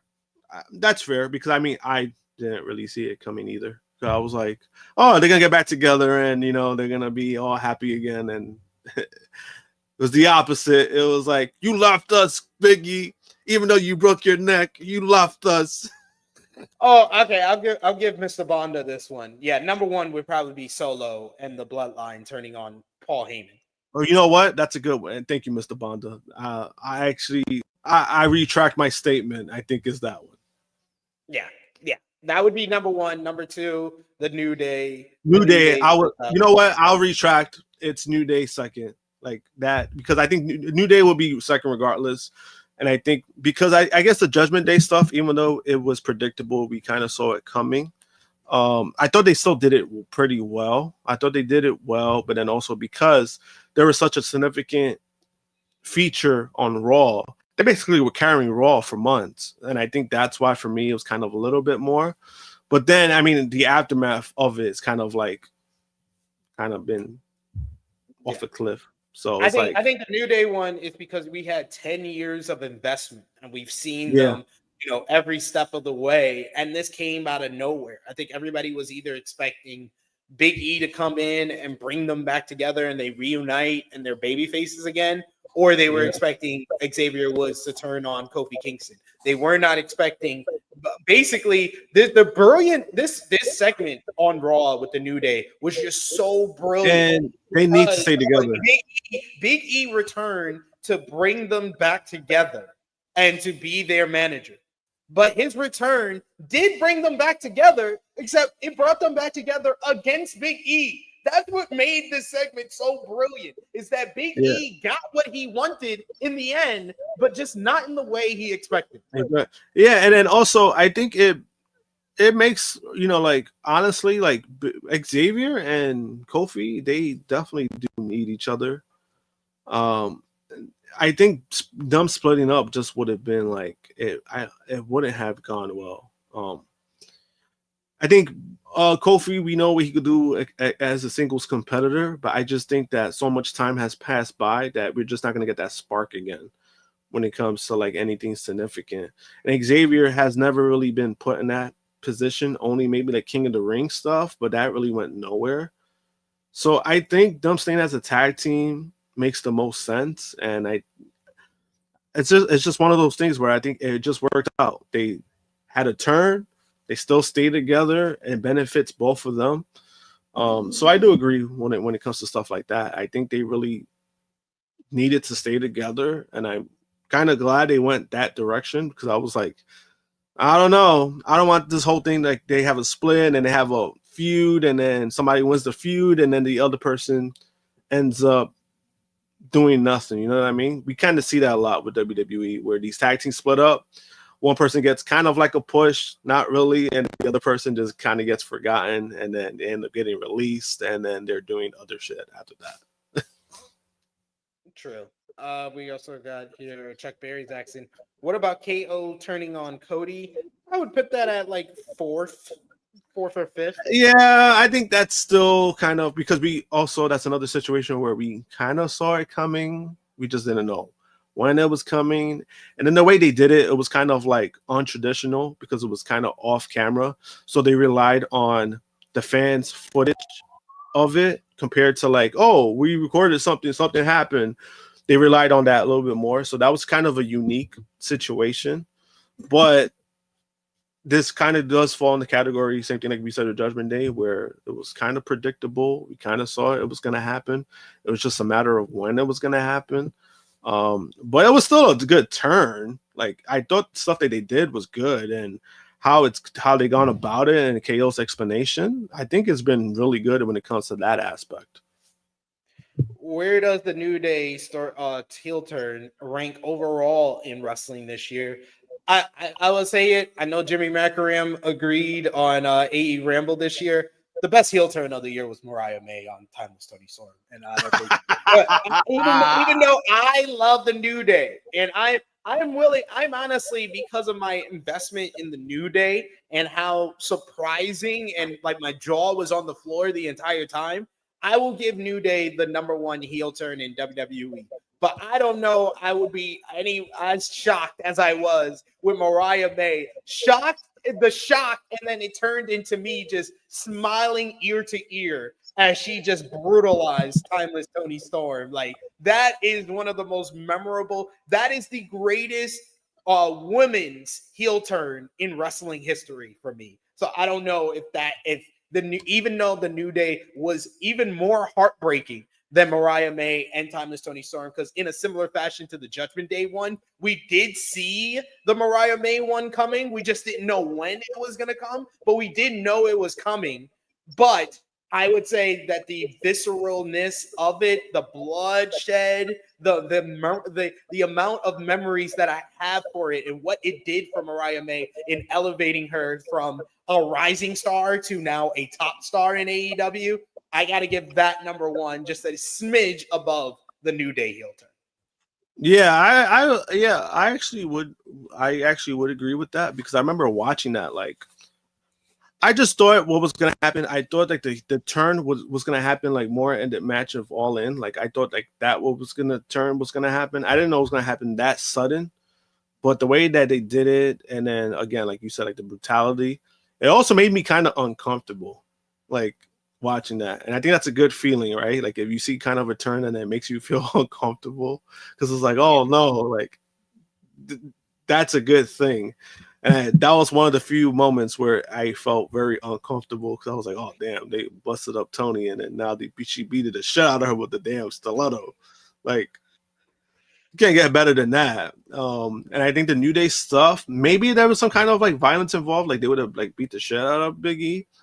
I think that probably would have been number Yeah, one. that's what I said. I said that on the Raw review this week. I said if they would have allowed just one hit, it didn't even have to be a big hit. It could have just been like club him on the back and he falls down and is holding his neck. Could have been something simple like that. But I think that the reaction would have been nuclear. Yeah. Yeah, and I think, but again, you know, it's a situation where Big E at the moment can't take bumps. When I knew that was going on, that's when I knew I was like, yeah, he's not cleared like at all. Because anybody knows WWE, like they, you know, like they, when certain people on TV and they don't do certain things, that's all. I was like, oh, all right, that means they're not cleared. That's why they're not doing it. Yeah. And you know, this was kind of the best scenario you could do. Do a turn, but you know, like nothing was gonna happen after that. But I think like if they had that brutality, because again, we would have gotten that uncomfortableness from it, and then also it was just like that would have gotten like really big heat. Because remember when KO turned on Chris Jericho, remember how that went? Remember like people were like upset. People were like, "Oh no, this is the best thing going on," and then KO turned on Jericho, even though they were technically already heel. But it just when it comes to that, boy, there's some uncomfortable because you know KO beat the shit out of him. I thought like if that would have added, then yeah, I think that would have been the best one of the year. But we got some news to discuss coming off of Monday Night Raw. Latest on the Vince McMahon lawsuit by Janelle Grant. The stay in Janelle Grant's lawsuit against WWE, Vince McMahon, and John Laurinaitis will expire next week. As you may recall, Grant agreed to pause her lawsuit alleging sex trafficking, sexual assault, and more at the request of the United States Justice Department back in June, pending a non-public investigation. As PW Insider notes, the star expires on December 11th, and the case will be able to move forward unless the stay is extended by the Connecticut District Court. Meanwhile, another big star may be on her way back to WWE, as Becky Lynch made an appearance during Tuesday's WWE media event at Netflix headquarters. And Lynch was scheduled to appear at the event in Los Angeles. It was reported earlier in the week. Both PW Insider and FIFA Select confirmed that the man was at the event, which was put together by Netflix. Several other talents were expected to appear, including Bianca Belair, The Miz, Liv Morgan, CM Punk, Cody Rhodes, Seth Rollins, and more. The Nick Khan and Triple H appeared at the event along with Netflix executives. It was reported in November that Lynch was expected to be back with the company by the time of Raw's Netflix debut in January. Speaking of their upcoming debut, WWE Raw will be going live around the world, starting with its move to Netflix, per a new report. The move to the streaming service, starting with the first episode of 2025, and PW Insider has confirmed with high-level sources in WWE that the plan is to air the show live, no matter where it is taping, once the show makes the move. This is significant for U.S. audiences because when Raw tapes in another part of the world, it will be airing in the U.S. at the same time, regardless of the time difference. That would, for example, likely place UK tapings as airing in the early afternoon, EST, and WWE will be touring Europe in the lead up to WrestleMania 41, so all of those episodes will be live. The plan is to have the show air live as it happens, with the VOD available as soon as possible after it goes live. But my question to you is, coming off the heels of Becky Lynch appearing at the Netflix event earlier this week, how do you think WWE should book Becky Lynch making her return on the Netflix premiere for Raw? My mad scientist booking, give her back the title from Liv. Bury her like you did Bianca. You saying give a Charlotte Flair booking first night, put the title back on her? Yeah, why not? The same way MCU was gonna book Doctor Doom, they're gonna write Kang off, and then they're gonna be like, you know what? First 5 minutes, kill off Kang. That's what they're gonna do. Jesus Christ, Josh! Jesus. Do you not like Liv Morgan that much? I mean, I think she kind of sucks, yeah, but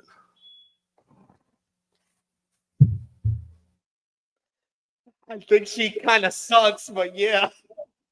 I mean, people are having her top 5 women's wrestler. I'm like, I don't see it. I think she sucks Yo, in comparison. all I'm saying is that the people that watch this show don't realize how crazy our chats be going, because all I did was ask women's wrestler of the year and people crashing out. I feel like a bunch of people that put Liv Morgan in their top 5. They was like, man, I couldn't think of anybody else. She won the title a few times. Let me just put her. Honestly, that's how I see it, because I'm just like, what the fuck do you guys seeing that I'm not seeing? Like, I literally asked Romeo on Rated Raw Review this week. I was like, yeah, you had Liv Morgan in your top 5. Now name me the great Liv Morgan matchup in 2024. And I'm still waiting. That was on Tuesday. Because honestly, you know what it is when it comes to like WWE stuff. I think a lot of people kind of use like what they've done as a character, right? I think that's what they use a lot, right? And I think that's why when it comes to these kind of lists, it's a little weird to me, because it's like I try to use everything like in a combination, like, hey, mic skills, all that stuff, but also I think the most important thing is ring stuff, because if you want to talk about wrestler of the year, then I'm gonna need some prominent matches. Like, what did this person do that was fucking great? That was good to great. Like, I want to see it. With Liv Morgan, like, yeah, she had the heel turn. That was good for her. And she has that fake, ridiculous laugh. That's great for her. Then I'm like, you really telling me that Nia versus Liv was great? That was arguably the worst match of the year for WWE. Like, so I mean, good fella. Josh kind of just explained it. It's everything. When you do a men's wrestler of the year, women's wrestler of the year, you have to take everything into account. That means their in-ring ability and memorable matches. That means their microphone skills and their memorable promos throughout the year. That means their character work and where they're positioned in the company, whether they're a top star or not, or relied upon to carry shows, stuff like that. And then their drawing power, as well as, like, it's all encompassing. Everything that you think makes a professional wrestler, that's the criteria. It's all encompassing. And that's why I've said, I just don't think that Liv Morgan has a strong enough argument. She has a strong enough argument when it comes to character work. The feud with Rhea Ripley, memorable feuds, is also a part of the criteria. And a memorable feud with Rhea Ripley helps her out. But she comes up short when it comes to in-ring ability and their memorable matches. Because outside of Rhea at SummerSlam, no one could tell me that any of her matches were that memorable. I mean, it's memorable for all the wrong reasons, because we had Bad Blood. She faced Rhea, and then we had that horrific botch that happened. Nia versus Liv, again, one of the worst fucking matches of the year, right? Not even just women's. I mean, talking about both women's, men's. That's arguably the worst match because of what they put on the table. Oh, another title that's gonna stay in Saudi, and then you gave me that entertainment bullshit of like, oh, overbooked run-ins and the same tired acts we got at the same time. Wasn't good, right? It just wasn't good, and that's just, you know, I never hidden how I felt about Liv. I think she's improved a lot.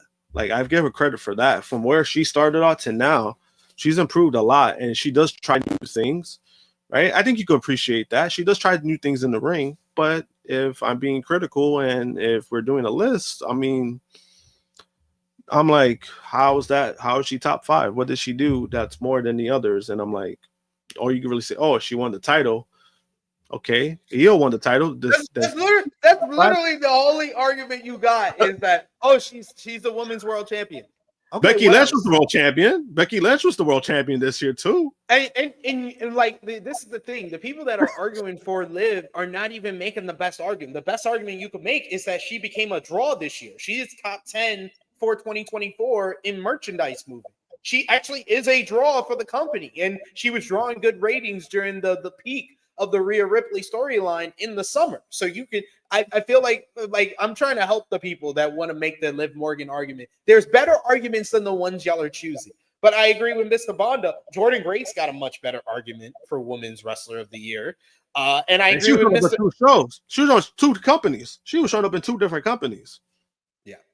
And I agree with Big Man Dogs. He says, I think Liv literally peaked with the SummerSlam match, and it's all downhill from there. Liv and Nia peaked at SummerSlam. Both of them. Both of the champions that we had for the last 4 months of this year in WWE peaked at SummerSlam. Yeah, I agree with that. And you remember you've been saying that Liv is on the clock, and she's still on the clock. She has not been removed from the clock. Maybe she gets removed next Saturday with Io Sky. It is Io Sky. It's a good chance. But happy birthday shout out to Belle. I see a bunch of people showing some love to Belle in the chat. Thanks for showing up today on your birthday. Happy birthday to you. I know you are 16 years young, so we hope you enjoy your sweet 16 today, Belle. And she says her top 3 for me this year at the moment is Tony, Rhea, and Roxanne. And that's fair. That should be pretty much. I think it's hard pressed for you to find 3 better women that have a better argument than those 3 right there. Yeah. And even though mine, I already said it. Like mine, I put Iwatana. I think she's. I put Mayu Iwatani as my number 1 as well. Iwatani, I think that her matches. It's the Will Ospreay 2023 argument. Is that maybe everybody else is doing better than him in all these other topics, but he's just so far away in matches. He has to be the male wrestler of the year. That's how I gave it to him last year. And now with Iwatani this year in 2024, I'm like, yeah. Timeless Toni Storm had an excellent run. She became the ace of the women's division and helped make a new star in Mariah May. And she put on some countless great matches, whether it's Deonna Purrazzo, Thunder Rosa, Serena Deeb. Rhea Ripley was so far and beyond everybody else on WWE as far as female stars. She became one of like the top 3 biggest stars in the company in 2024, despite having a couple of months off. So I think that's what hurts her argument. And I think I didn't have her in my top 5 because of that. And Roxanne Perez, I think she's the WWE Women's Wrestler of the Year. I think she's had the best year of anyone contracted to WWE. Yeah, and I think with Rhea too. I think last year, I know a lot of people had her on top last year, but with last year, it was like so much, not even like with the work, but with Rhea, they were so stuck with her in the Judgment Day angle that it was kind of like, oh, Rhea, you have a championship. We need you in the kind of like a feud with a woman.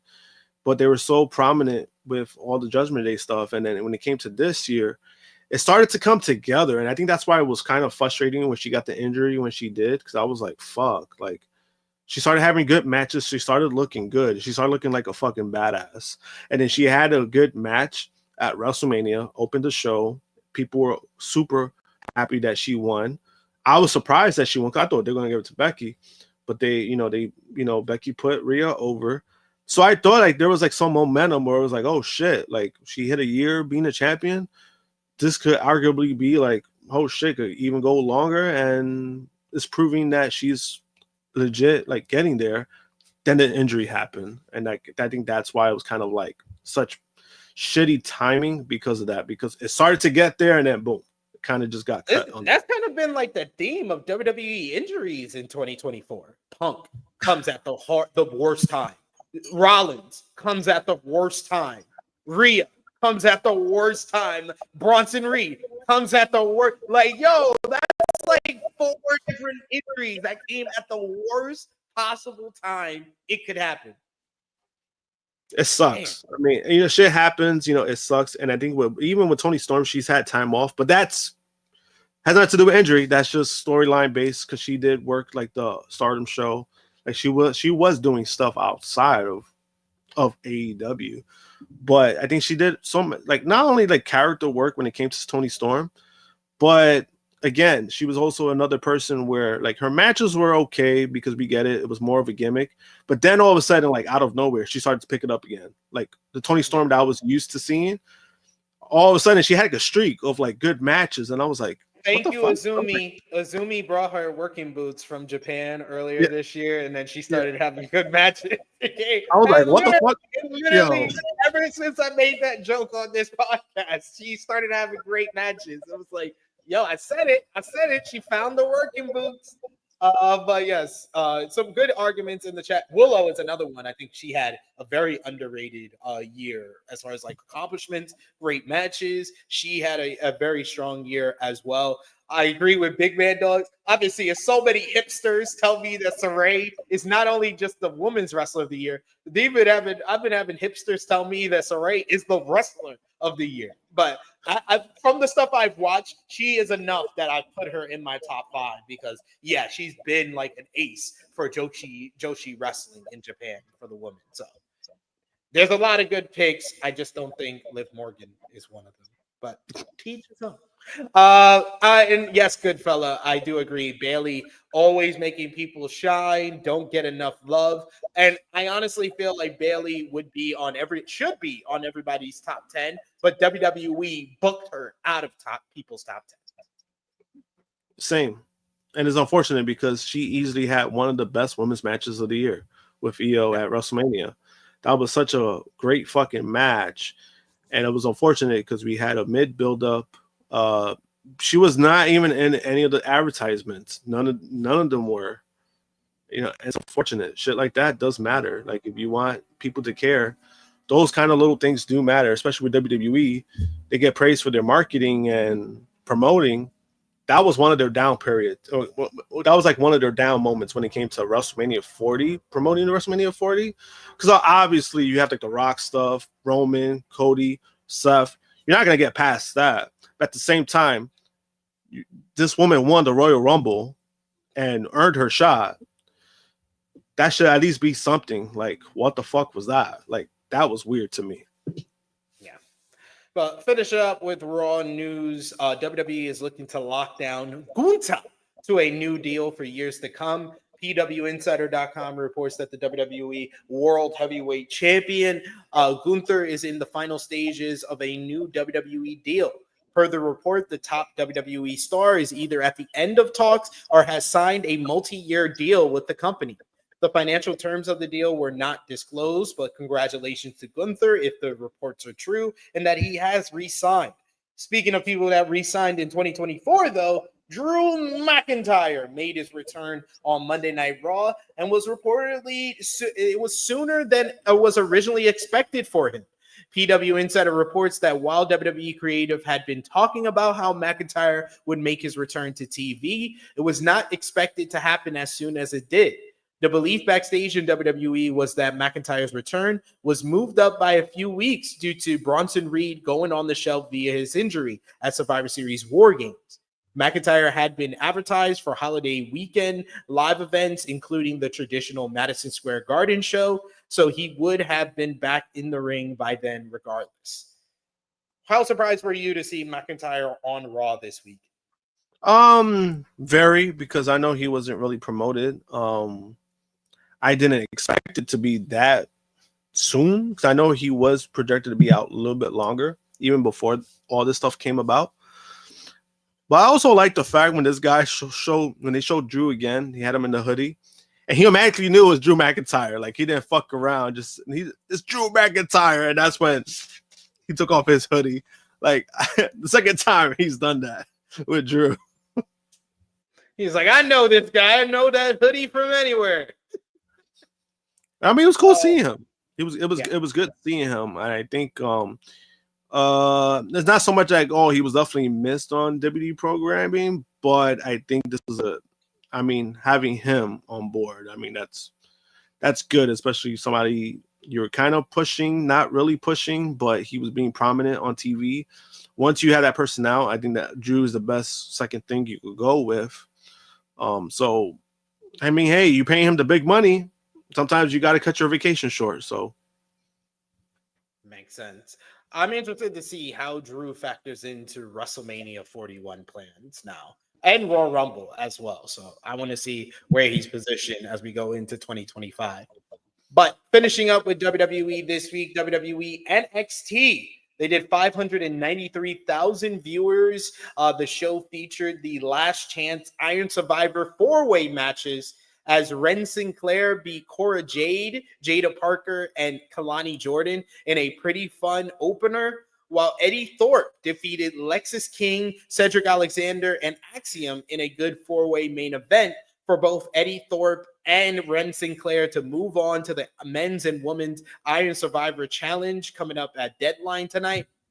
WWE Hall of Famer Eric Bischoff appeared on the show to moderate a face-to-face confrontation between NXT champion Trick Williams and the number one contender Ridge Holland ahead of Deadline.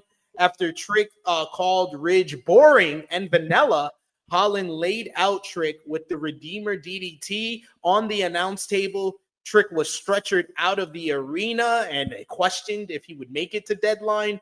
And finally, we had the North Quarter Catch Crews, Miles Bourne and Tavion Heights won the number one contenders battle royal to move on to face Fraxium for the NXT Tag Team Championships at Deadline. You were so excited to talk about this show with Eric Bischoff, weren't you, Josh? Not at all. He didn't contribute to shit.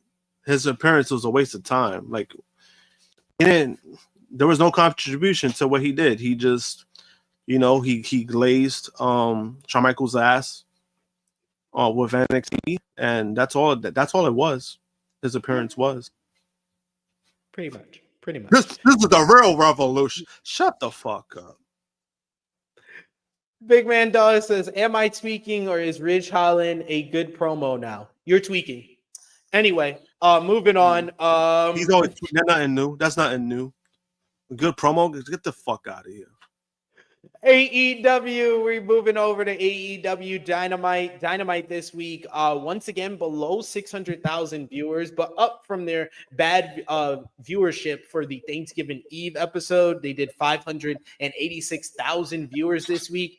The show featured week 2 of the AEW Continental Classic with Kyle Fletcher defeating Shelton Benjamin in what I thought was a brilliant opener to the show to earn 3 points in the Blue League. This did not please MVP, who disparaged Shelton Benjamin post-match before Shelton and the rest of the Hurt Syndicate jumped some poor security members backstage. Meanwhile, you had Claudio Castagnoli beat Brody King in a great hoss fight main event to earn 3 points in the Gold League. Very great heavyweight slugfest between those two. You had Swerve Strickland picked up an easy win over Max Caster in under 3 minutes in a squash. You had Anna Jay beat Penelope Ford. Post-match, Anna Jay called out TBS champion Mercedes Moné, who told her, come back in 10 years when she accomplishes something, which led to Anna slapping Moné to set up a TBS title match in 2 weeks at the Holiday Bash. Bandito's return to in-ring competition was teased for the first time with a vignette on the show. Then you had the most predictable telegraph battle royal in modern wrestling history, as Adam Cole and Kyle O'Reilly won the Dynamite Dozen Battle Royale and will now face each other on next week's AEW Dynamite Winter is Coming event, with the winner to face MJF for the Dynamite Diamond Ring at World's End. Jay White picked up a victory over Pac in an excellent encounter. Post-match, White laid out Wheeler Yuta with a Blade Runner until Marina Shafir distracted him to allow Jon Moxley to attack from behind. This brought out Hangman Adam Page, who stared down with Moxley until Orange Cassidy made his return to attack the AEW World Champion. After Orange punches to Pac and Yuta, this left Moxley all alone with OC and Switchblade before Hangman hit the buckshot lariat on the leader of the Death Riders. All the while, Christian Cage was watching all of this go down. Great post-match angle for the Pac and Jay White matchup. Like I said, I thought that match was excellent.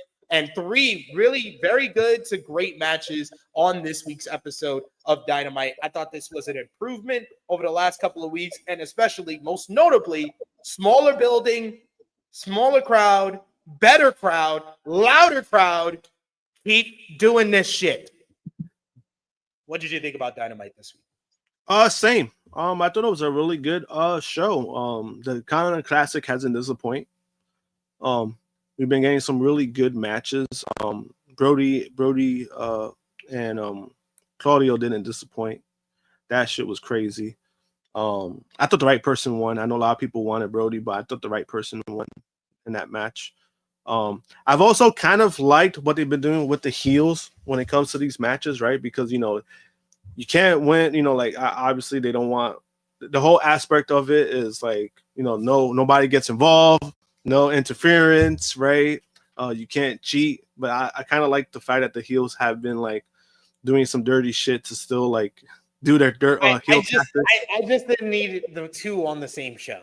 Yeah, that's the only downside of it because I remember when Okada did it, I thought that was fucking hilarious. He showed that he was selling that shoulder injury. I think it was Collision, right? He was showing that fucking shoulder injury, and they hit this dude the chair when they looked away.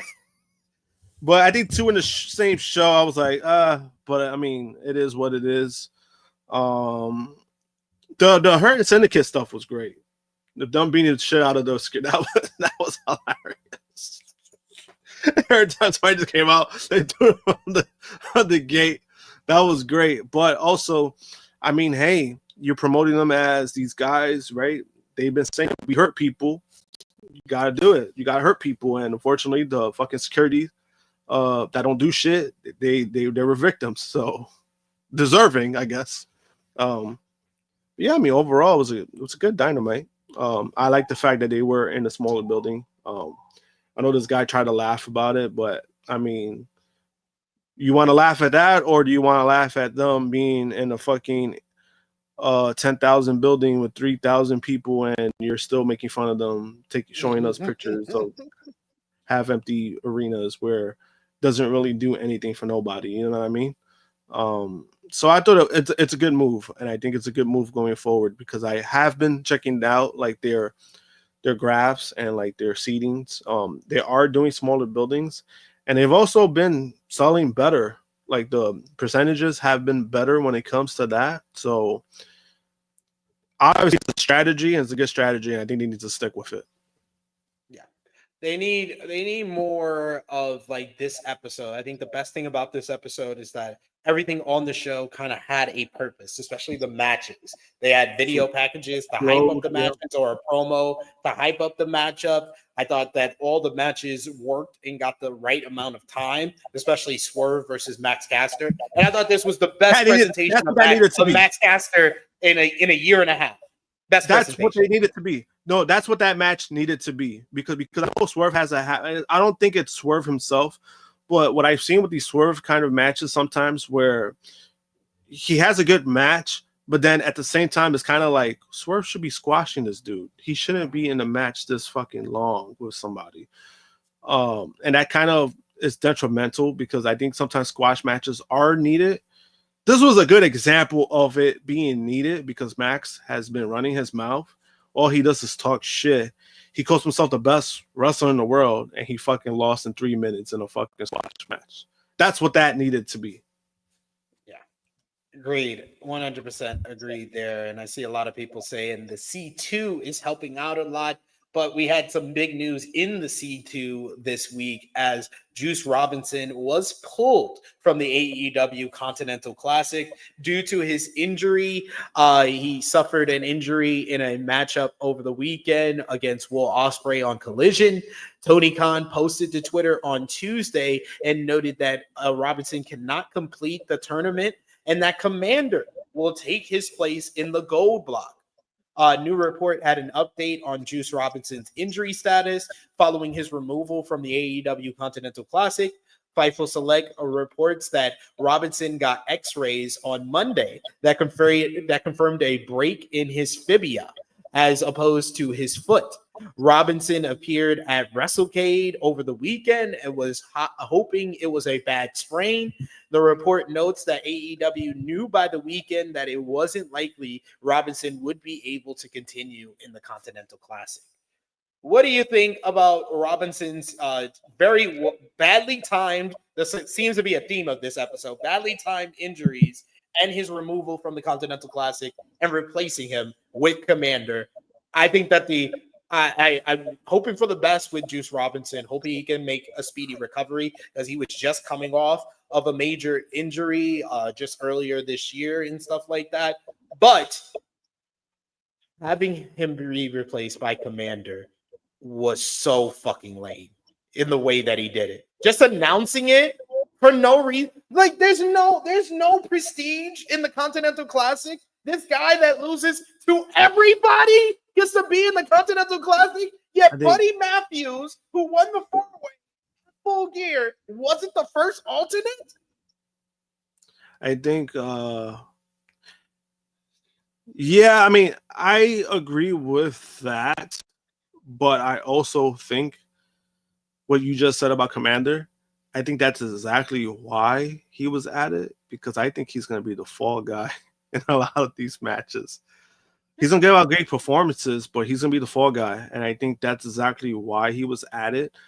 I think if you add Buddy, right? You add Buddy would have been in the situation where he would need to win big matches, and it would make him. I think Buddy just needed to win one big match. I think he should have. All he probably needed to do was go to a draw with Okada. He would have been fine. Yeah, and I think with Buddy, I think if you're going to put him in the match itself, then he should have just been there starting. I don't think it would have done him any favors as an alternative, just because of the position, right? Juice Robinson, let's be real, was he gonna win a lot of matches in the tournament? No, but I get that. But the whole point of I think that's why you are lowering the prestige of your tournament by putting in a guy that loses all the time. If the league, if you want to put him in the tournament, you put him in a four-way against some actual fucking stars, and you have him win that to get into the four-way. Yeah, I agree with that. I just think they did it like that just because I'm like, yeah, he's gonna be the fall guy. I mean, it's unfortunate just because, like, with Buddy, I know, like, they probably did it to put him in because I'm like, maybe they got something planned with him. I don't know. That's what I'm hoping for. Maybe they have him do, like, a mid-card title run.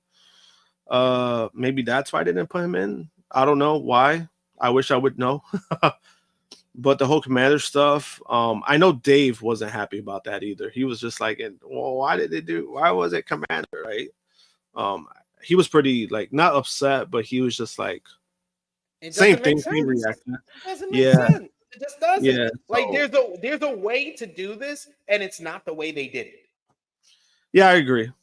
At least they could have done something where it's like, all right, guys, we need a person just have a match, and whoever wins that match gets put in. I 100% agree with that. I don't know. Powerhouse Hobbs, Buddy Matthews, and who else can we throw in there? Tomohiro Ishii, and have a four-way, and Komander win.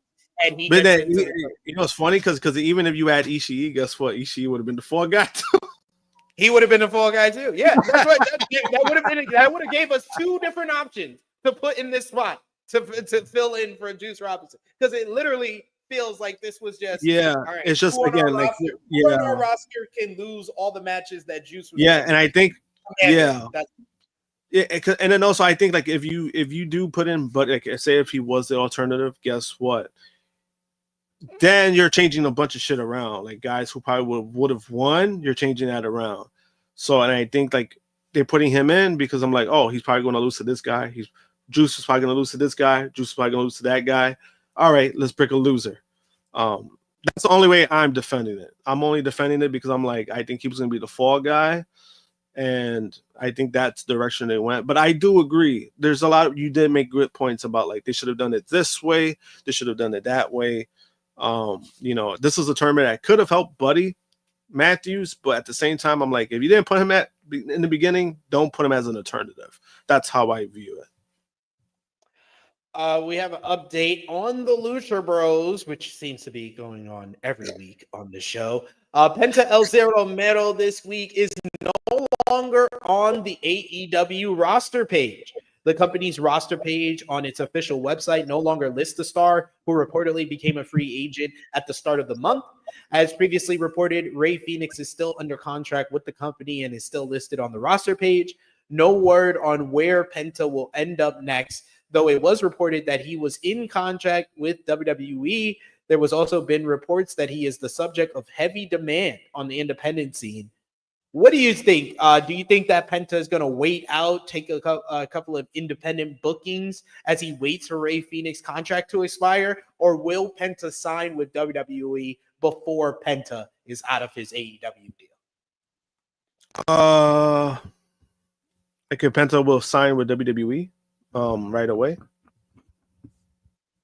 Yeah, I think that he signs with WWE. I think that he does take a couple of independent bookings, but I think he does sign with WWE before Penta's deal is up, because that's 9 months. Oh, you mean Phoenix? You mean Phoenix's deal? Phoenix's deal expires because that's 9 months. That is way too long. I think what Penta's gonna do. I actually do agree with that. I think he's gonna do maybe a few independent bookings and then head to WWE, because you could still present Penta maybe in a singles run, but like I said a while back, that's kind of not what he really wanted to do. With the independent scene, he could kind of get away with that, because again, he's not gonna be prominent. He's probably gonna be putting people over. He's gonna get a nice paycheck doing the independent bookings. I do see him going to WWE sooner than later. I don't think he's going to wait that long. The reason why I'm saying this is because the same week, like when his contract expired, there's a clothing line that does clothes for him, and they were also stopping like their stuff. They were also stopping their production of his merchandising of his clothing line. So I think, to me, that kind of is an indication that, yeah, he's going to WWE sooner than later. Yeah.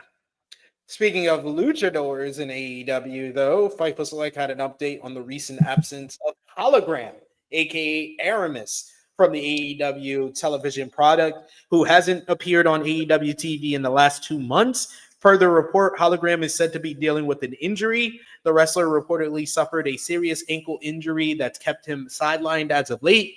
It's unknown when Hologram will be able to make his return, as there's no timetable when he will be cleared for action. Hologram last wrestled at AEW Wrestle Dream in October, beating the Beast Mortals in a best 2 out of 3 falls matchup. And finally, in some news about the upcoming pay-per-view for AEW, during the latest episode of Wrestling Observer Radio, Brian Alvarez reported that the plan for the main event of AEW World's End is a fatal 4-way for the AEW World Championship. According to Alvarez, the match would likely feature Jon Moxley, Hangman Adam Page, and Jay White.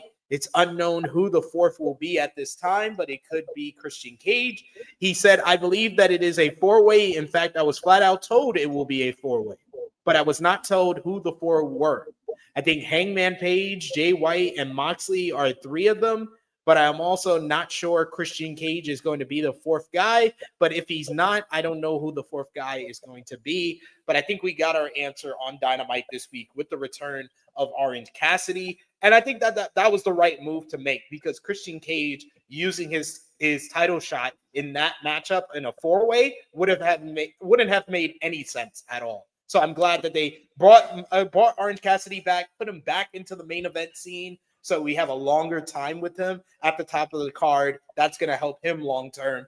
I think this is a way better 4-way than one including Christian. Yeah, and then also I think it makes Christian look like an idiot for a character who's actually been kind of more smart, more like conniving, more like low key. So for him to put that on the line in this kind of matchup just would have kind of gone against what he's been about. So it wouldn't have made any sense to that. But then again, it would have made him look very fucking stupid.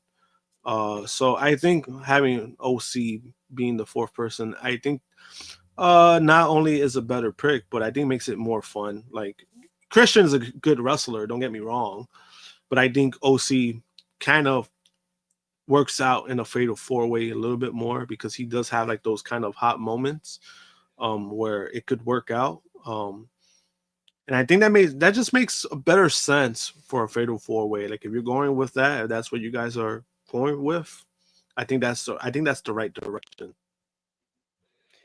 AEW Collision last Saturday. The show started at 4 p.m. Eastern Time, and it had more AEW Continental Classic action for week 1 as Kazuchika Okada versus Daniel Garcia in the main event went to a 20-minute time limit draw for both men to earn 1 point in the Blue League. While also in the Blue League, you had Kyle Fletcher. He beat the Beast Mortals in a rock-solid bout.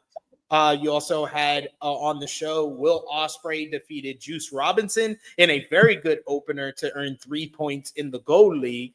Mina Shirakawa beat Layla Gray as she heats up for a Winter is Coming title match. You also had Mystico and Private Party picked up a trios win over Johnny TV and MXM Collection. Hangman Adam Page defeated Wheeler Yuta in a good match. Post-match, Hangman looked like he was going to further assault Yuta with a steel chair while Jon Moxley and the Death Riders watched on until Jay White came down and delivered a Blade Runner to Yuta. Rampage last night, the show featured the continuation of week 2 of the AEW Continental Classic, with Kazuchika Okada defeating Mark Briscoe in what I thought was a great opener to the show to earn 3 points in his first win of the tournament, while Daniel Garcia got his first win over the Beast Mortals in a highly competitive bout to earn 3 points in the Blue League. Also, you had Ricochet defeat Komander in an awesome main event to earn 3 points in the Gold League.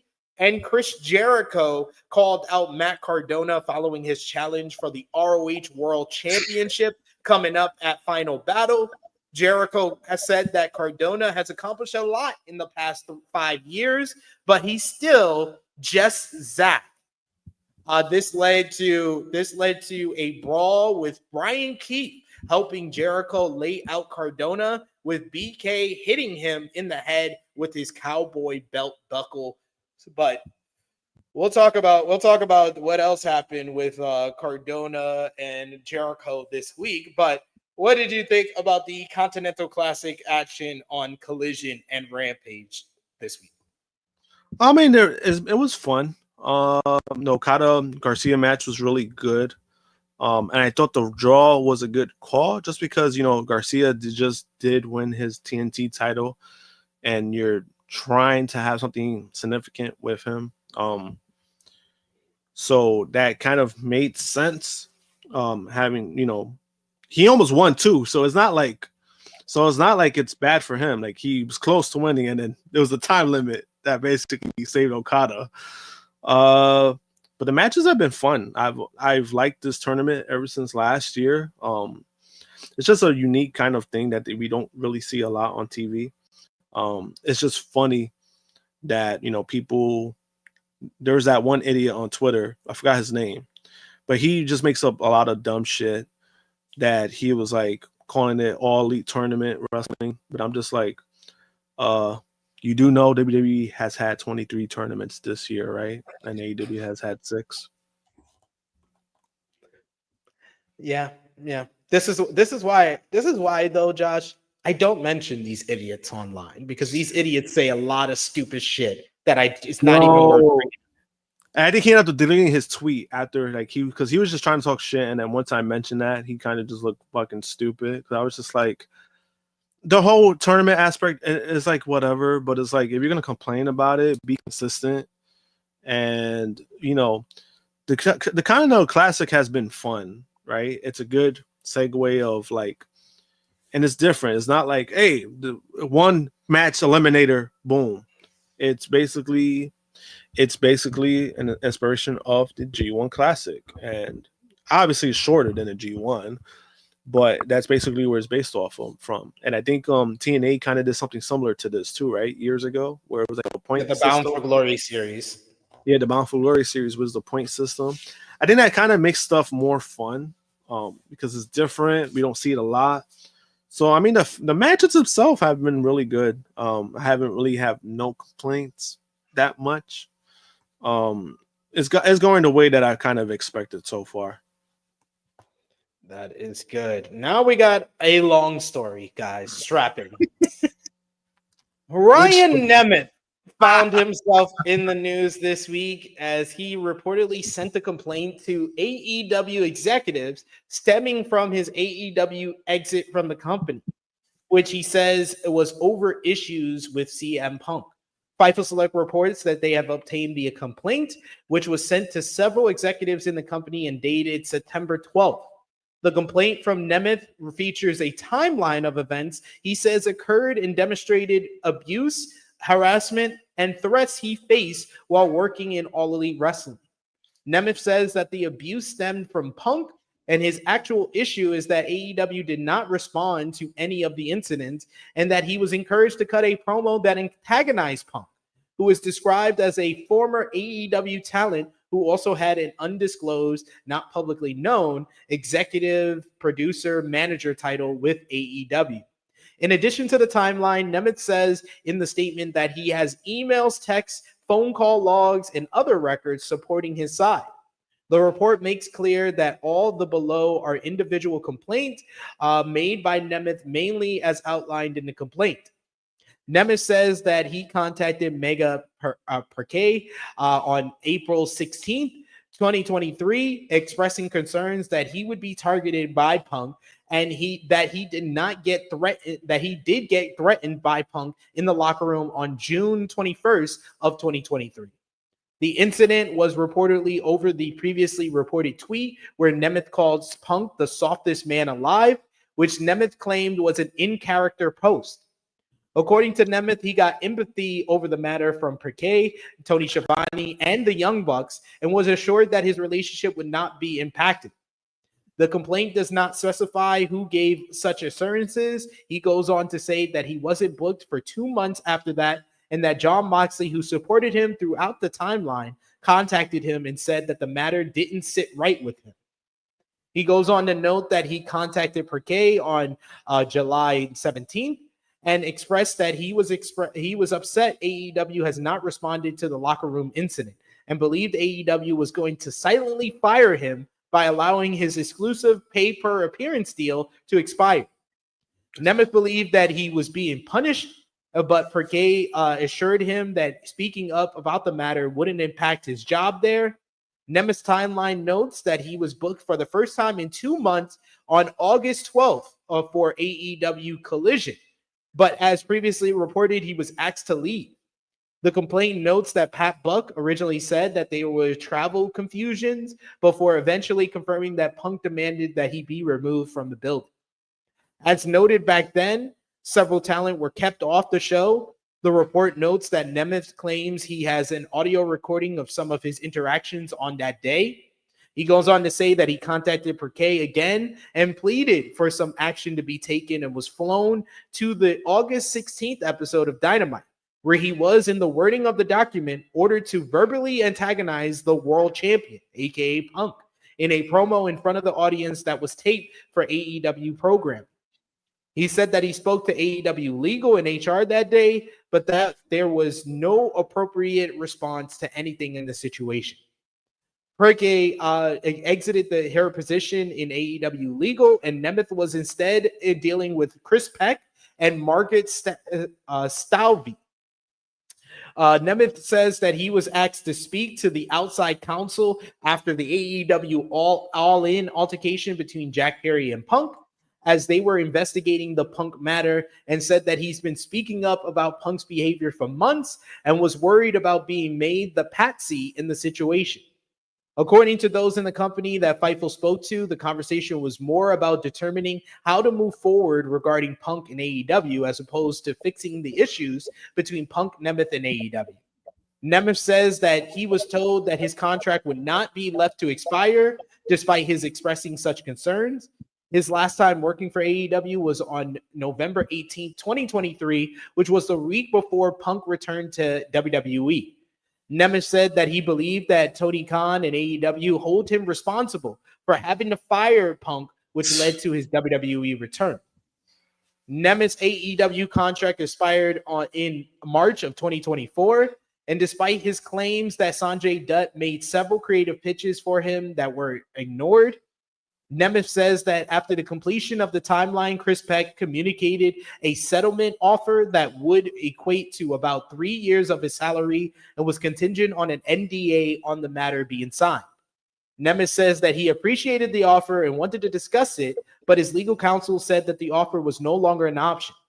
Nemeth also claims that Peck told him he'd be placed in an antagonist position to Mega if things were ever escalated to arbitration.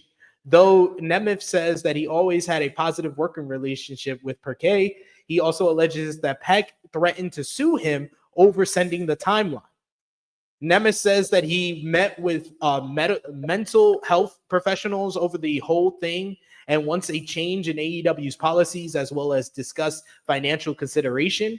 He goes on to say he believes the AEW roster is filled with great people who deserve to be in a safe environment and doesn't necessarily think Punk was the catalyst for that not being the case.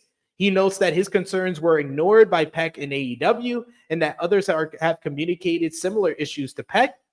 The document says that the AEW legal and HR received the timeline, but Peck did not, as things have hit a stalemate with him.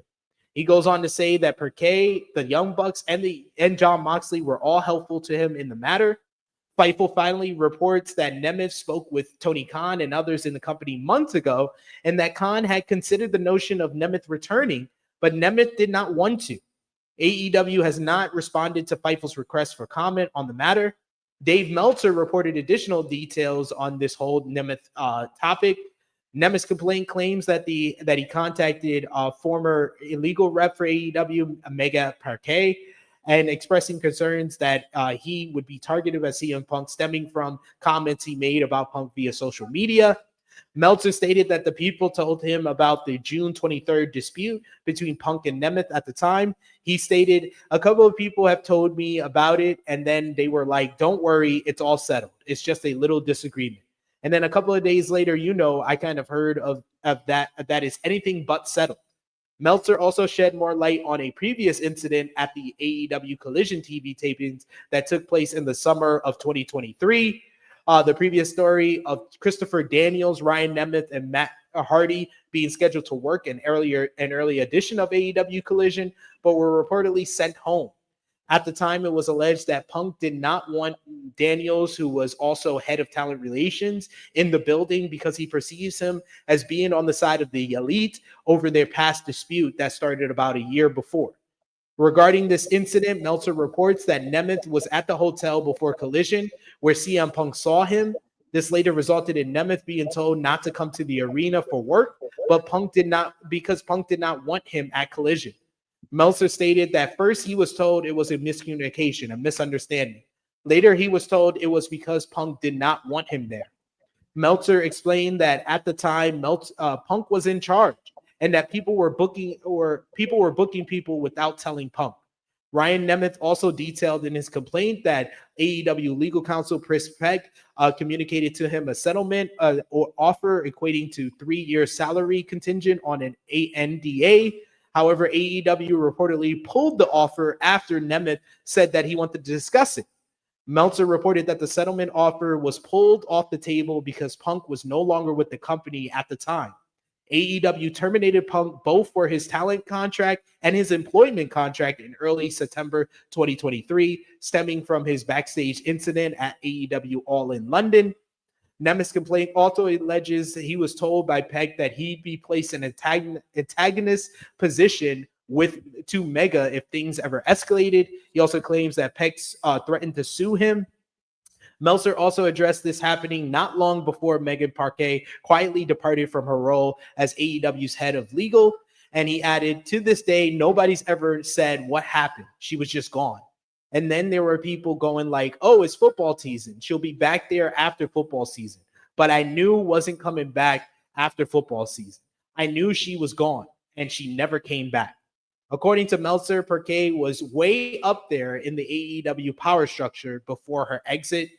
Meltzer added that it struck him when he CM Punk shake hands in the ring with Sami Zayn after competing together in WarGames at WWE Survivor Series.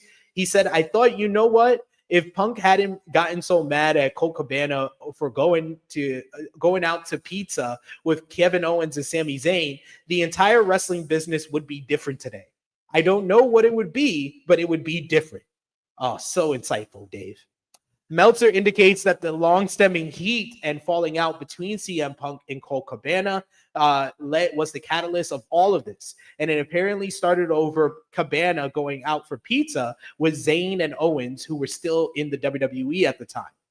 Punk was out of wrestling, and the WWE was also in a legal dispute with WWE doctor Chris Amon over comments Punk made on Colt Cabana's Art of Wrestling podcast.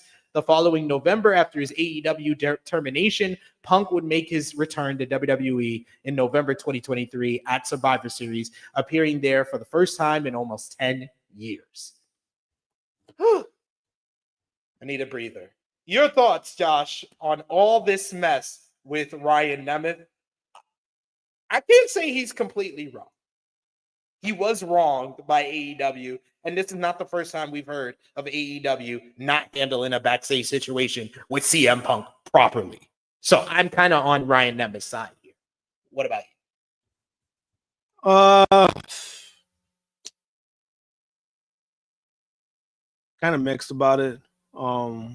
Just because when it comes to the AEW stuff, I think that's already kind of known that they really didn't try to push a lot. They didn't try to do things right when it comes to like the human resources department. They didn't try to do a lot, right? In this situation itself, I don't think Ryan Nemeth is completely wrong, but it also kind of just makes him look like a bitch in the bigger broad of the audience, unfortunately.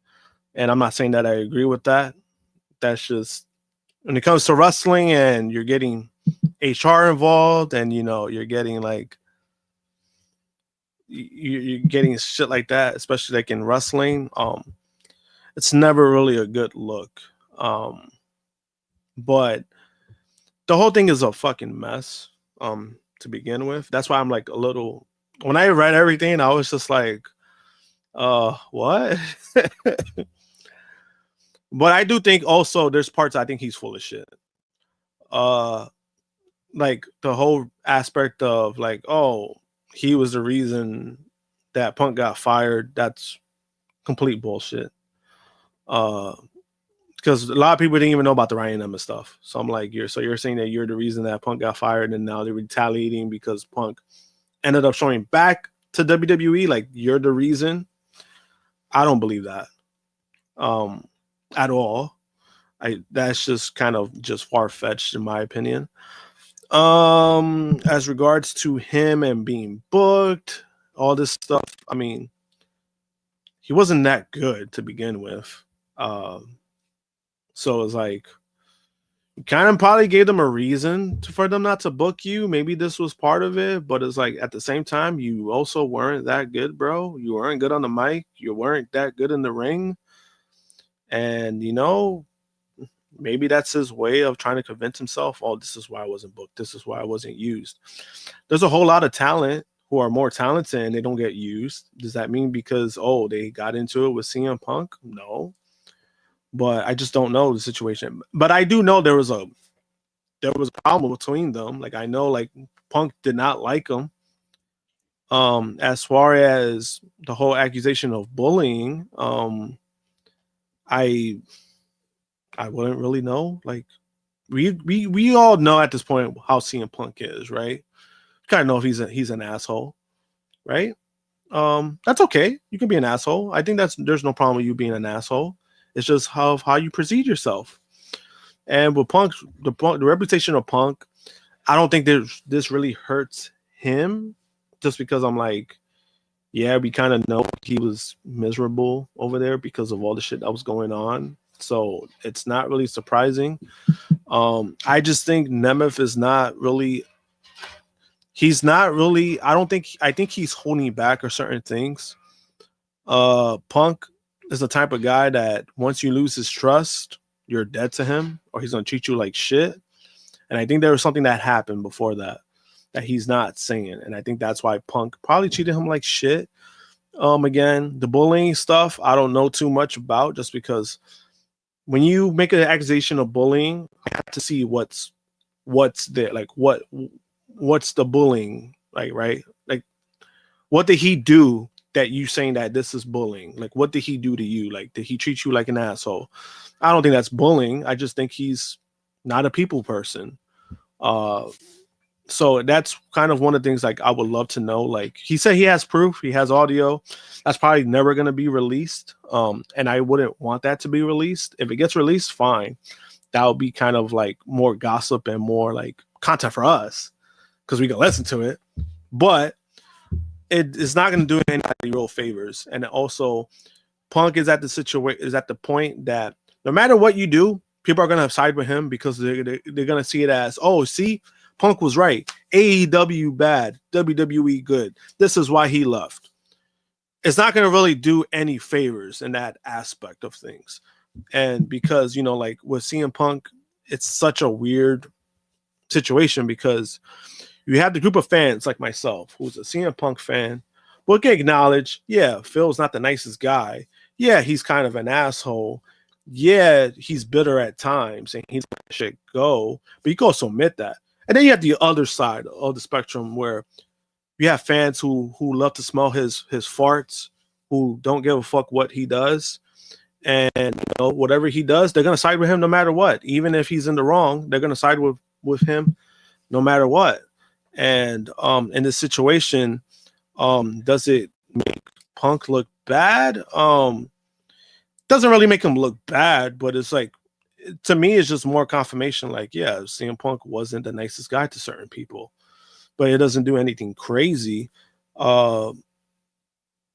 It's such a weird fucking situation. I think Nemeth has some gripes. He has some complaints. And I think there are things that he's right about.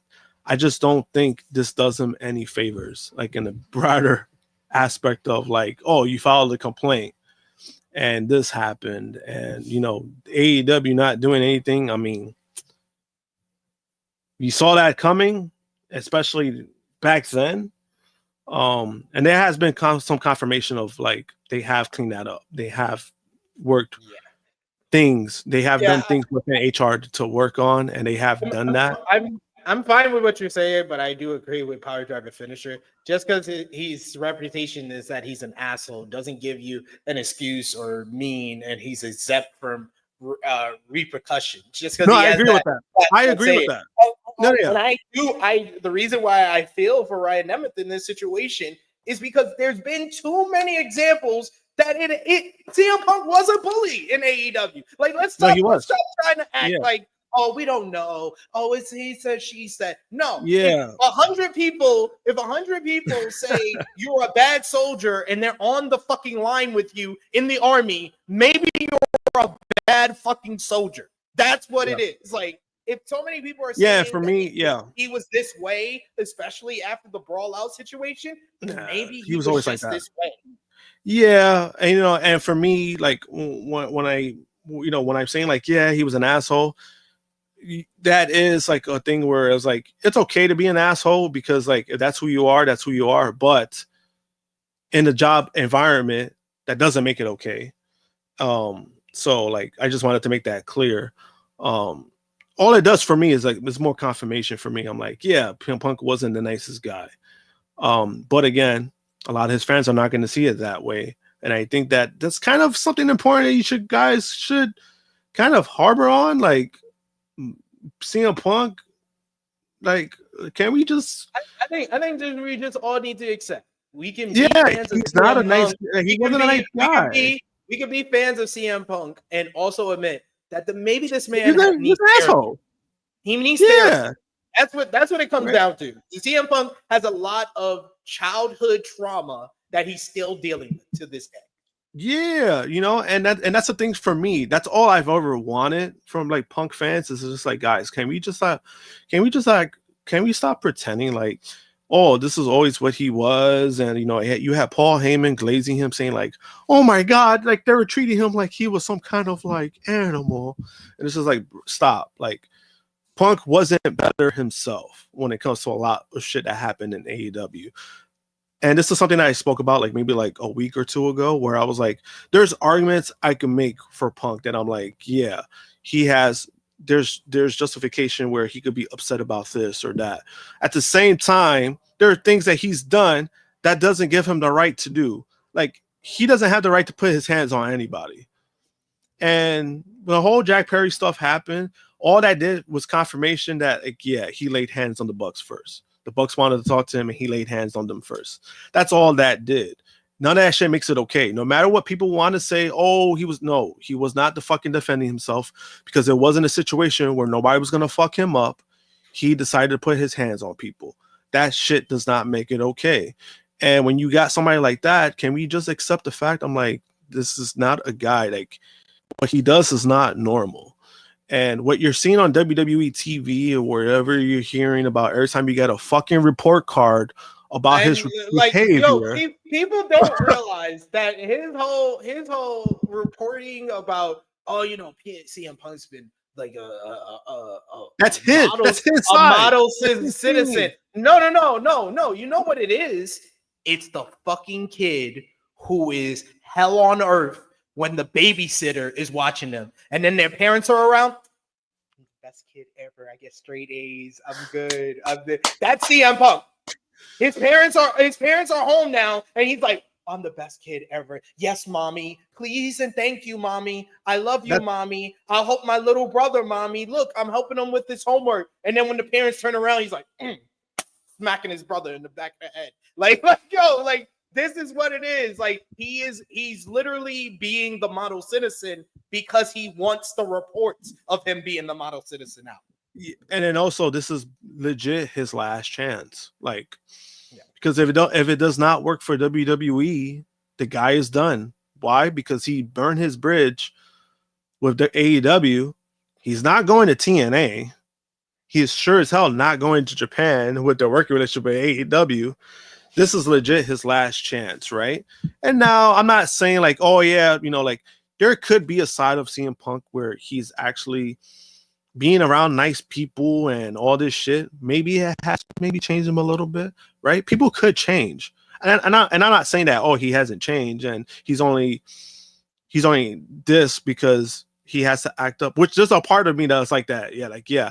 He's only like this because he knows this is his last chance. He's on the fucking dog collar, and if he acts up, fucking Triple H is gonna zap him.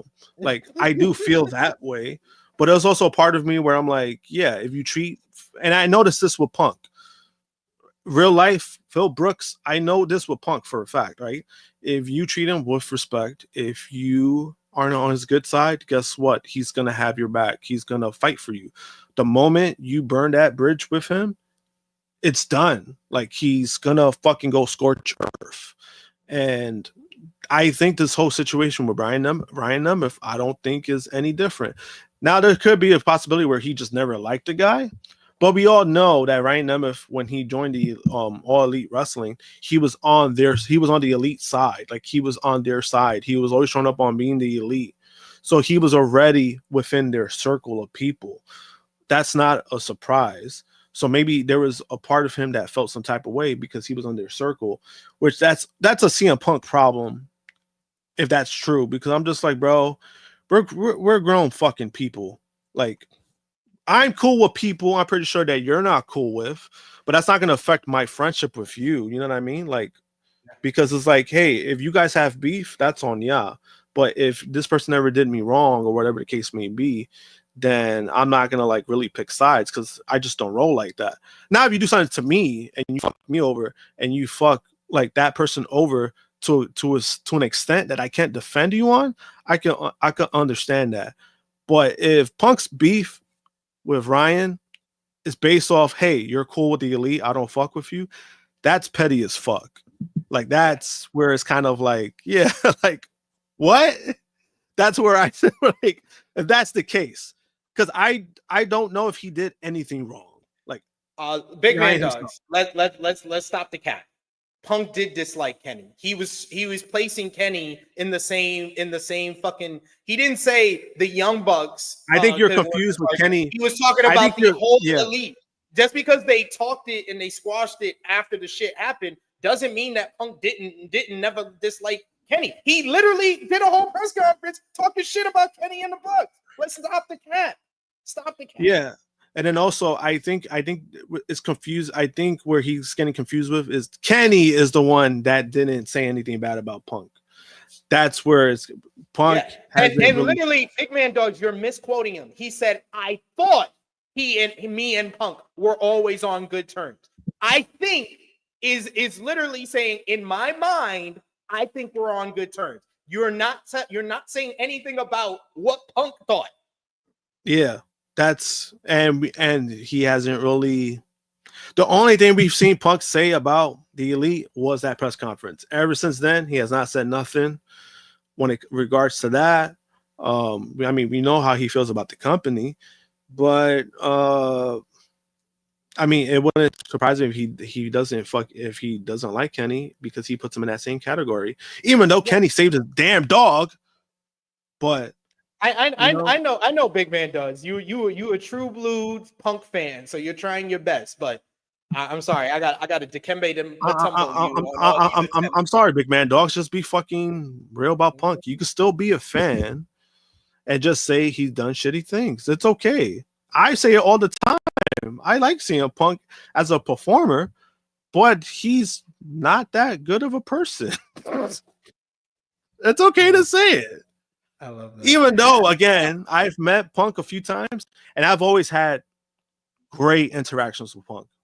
I cannot complain about that. When I've met him, it was always great. A lot more surprising than I ever expected. He's actually one of the best people that I've met in the industry. So I can't complain when it comes to that. But I also do know that side of Punk where you cross him, he's done with you. And that's not a side you really want to get with Punk on, but sometimes it happens. You sneeze on him, he don't fuck with you. That's just how he is. And there's people like that, and that's something they just have to work on that personally. Maybe he has worked on it since WWE, but I also don't completely fully believe that he's changed or he's always been like this. Like, I don't fully believe no, he's always been a nice guy. He's just in a better environment. He's not surrounded with kids. I don't believe that. I just believe he's in a situation with WWE because he knows this is his last chance. He got no other place to go. He got another place to go. But we could talk more about that in the weeks to come. I think we're going to be talking about CM Punk and AEW for like the next 500 years. My kids are going to be taking over this channel. It's always something coming up. Punk and AEW. But finishing up the Converse this week, ROH TV on Honor Club, the show featured Chris Jericho hosting TV time with the Learning Tree, which brought out Matt Cardona, making his ROH debut to accept Jericho's challenge for the Ring of Honor World title at Final Battle on December 20th from the Hammerstein Ballroom. Top Flight picked up a win over Shane Taylor Promotions in the main event. Meanwhile, you had Katsuyori Shibata. He defeated Alex Reynolds of the Dark Order. Billy Starks picked up a win over Lady Frost in a pretty solid matchup, while the Sons of Texas will defend the Ring of Honor World Tag Team Championships against the Righteous in a Texas Bull Rope match coming up, announced for ROH Final Battle. In some news, or a follow-up of some news we got to get into following the ROH TV talk, but got to ask you, Josh, what do you think about Matt Cardona? Matt Cardona being the challenger for Chris Jericho coming up at Final Battle. It comes off extremely petty on Tony Khan's part.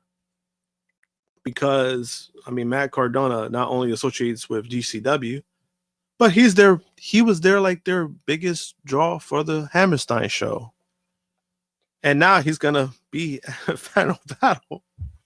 He's gonna be there first. So it's like when I saw that, I was like, yeah. And Matt Cardona, I want to believe he talked to Brett about it first, and maybe Brett gave him okay, because Brett didn't bury Tony Khan or he didn't. He actually was happy for Matt, and the way Brett spoke about it kind of makes me seem like, maybe there's something that's going on that we don't know about, but that's just speculation. There's no truth to that. He didn't bury them, but it's petty. It's hilarious, but then also the downside about that is that you still got Ricky Starks on the sideline. Yeah, you basically fucked over Ricky for something that basically was squashed. So unless Ricky Starks is still gonna be appearing on the shows that you pulled them from, this still is just all looks bad for Tony Khan and AEW, honestly. But we got Armand. He says this old ROH head fan was hoping for Nigel versus Jericho at Final Battle for the world title. I'm just not with it because this is the most non-ROH world title matchup that's ever taken place in Hammerstein Ballroom. This is fucking a 2016 Monday Night Raw match, supposedly supposed to main event ROH's biggest show of the year. I don't know how I feel about that. Yeah, I agree with that. And that. I honestly, Yeah. it's Jericho that's the problem here. Because I feel like I would be very much more hyped if Cardona was coming in to challenge Mark Briscoe for the Ring of Honor World Title than Chris That'd be Jericho. a far better matchup. That'd be a far better matchup too. It's just, yeah, I think it has the Jericho aspect just because Matt Cardona, he does, ever since he went on this Indies run, he is a prominent name when it comes to independent wrestling. So in that aspect, it kind of does it does wonders for that because ROH kind of like their bread and butter back in the day was the independence, right, of these wrestlers. He's a perfect example of that. But Jericho is the one that kind of was like, is this a main event match with Jericho? Oh, right. That's how I was like, okay. Now if Matt Cardona wins, then it makes it work. I was like, I don't give a fuck. If Matt wins, then that'll be even more funny if Matt Cardona wins. Because then he'll bring that title to GCW. And then to me, that'll be confirmation like, all right, there's some shit going on. Like, I think all this shit is a work. Yeah, for sure.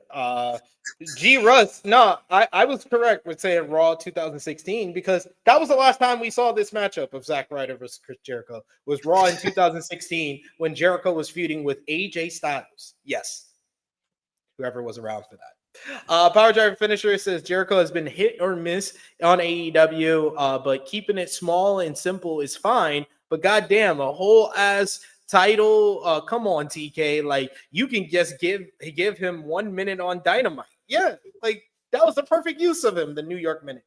Armand saying, question if Cardona wins, does Tony Khan let Ricky Starks work GCW at Hammerstein and take on Cardona for the ROH World Title?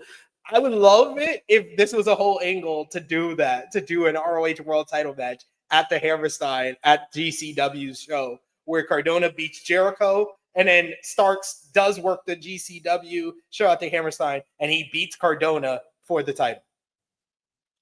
That'd be cool.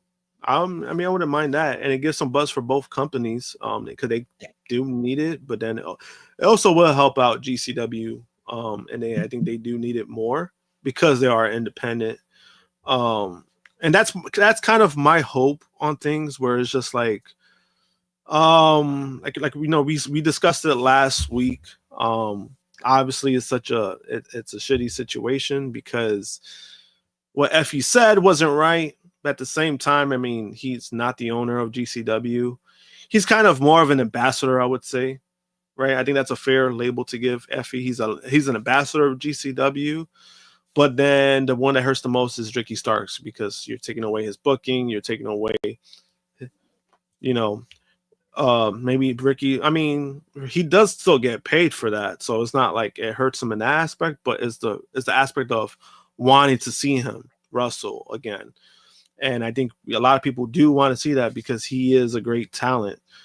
So there's a part of me that I'm like, maybe this is an angle and they make this work.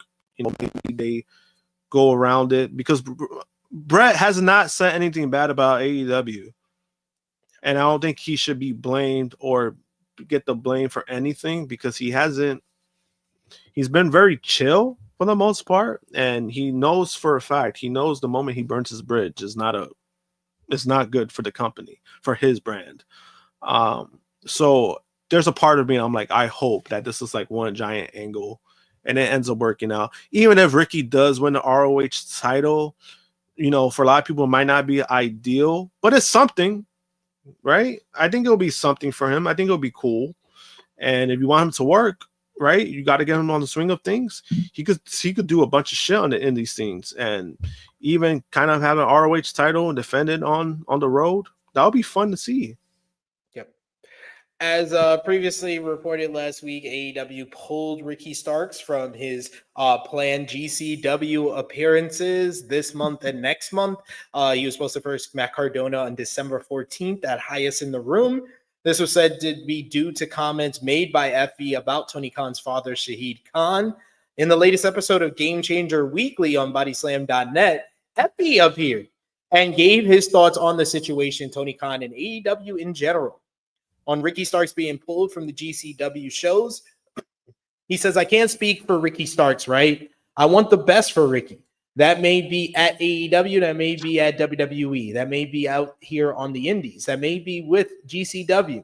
And I don't think that that dream is out of the window, you know, to everyone who's saying, oh, it's Effie's fault, he can't be here. This is how things are done in wrestling. It's something that, you know, he's going to have to go work out on his own. AEW is going to have to work out with him. They are correct. He is under contract with them, but you know, I haven't seen him on TV in a 10-month period. I haven't seen him doing much, and the timing is, to me, a little laughable, and I was surprised as many people were taking it as seriously as they were, seeing, okay, here's a clip from a podcast over a week old. Here's Ricky releasing an interview with Chris Van Vliet, where I don't think he was rude at all. I think he was very honest and direct about his situation, and you know who approved him being at GCW, but somebody was not excited about his contract being leaked, and that they'd added on the additional option, which they legally have a right to do. It's all timing of that happening at the same exact time, and then using me as a blame. You know, go ahead, buddy. You can blame me. I can handle the blame. I could take the heat. I've been called every name in the book before this, and it doesn't surprise me this time too, because I'm opening Twitter, and at one point on Tuesday, I'm trending number 4 in the nation. Not Tony Khan, not Ricky Starks, not AEW, Effie. Effie is trending 4th in the United States because there's a lot of reaction to this, and the reaction is kind of split between this is very silly, clearly not. This is not the straw that broke the camel's back of we're taking all our talent away, because you had guys working Bloodsport. You had Ricky showing up at the mall. This was someone pointed out a way out, and they took the way out. That's fine. And you know, I'm not someone who's going to go back on what I say. I said what I said, and I don't think I said anything crazy. I just think that there's clearly triggers that people have, and that you have to be mindful of, especially if you're in business with them. But I'm not in business with these people. And, you know, sometimes I feel like the little choir, the little village boy who's out speaking for the people throwing rocks at the side of the castle. And you wouldn't notice it if you're in the castle unless you look out and see them and yell and point me out. And you're just giving me press. You're just pointing to me as the direct reason is only going to help Effie out. I flip this on its head. It's fine. And I think even the news articles that were confirming with them were a little confused, going, is this is the reason you want us to print? This is the reason you want us to put with this specifically? This wasn't like a side or, oh, maybe it's this, maybe it's we saw this. This is a specific reason given for why he was pulled from the show. And I'm clearly am a person who's GCW for life, man. I'm independent for life. I made this very clear. So someone like me who's not looking at any future job opportunities currently, who's not looking to work for the major companies, who's not looking to sign any contracts, I understand the downsides of being that kind of independent, but I also see me as an easy person to go, okay, we could throw the blame on him. He's not someone who's our employee who we have to deal with, who knows anybody or is dealing with anything here. On AEW using him as a scapegoat, he said, and I quote, because yes, AEW lost $36 million last year.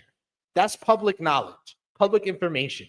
If GCW lost money like that, we would not exist. We rely on our streaming money. We rely on ticket money. We pay fairly. It is not my company. I don't own this company. You know what I do? I run shows occasionally with Brett, and I'm paid fairly to do that. I'm paid fairly to show up and wrestle matches. I'm advertised. I'm an independent contractor. I do not get a paycheck from GCW. I'm not paid to do appearances for GCW. I'm booked by GCW. I'm appreciative of that. And what I'm saying is they are in a different boat. We are filling small venues that we are filling everywhere around the world that we're going to. They are smaller venues. They are not filling the larger venues. So they are running around the country. They are large venues. They're a television company. Why is the timing 1 month before the only time in 3 we have chosen to run this venue? I don't know.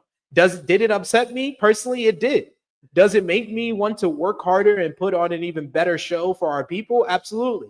I'm going to be a little shady, but it is odd to me that these statements a week or more after they release were chosen in this contest with 200 likes on TikTok and a few more likes on Twitter. I'll give him that.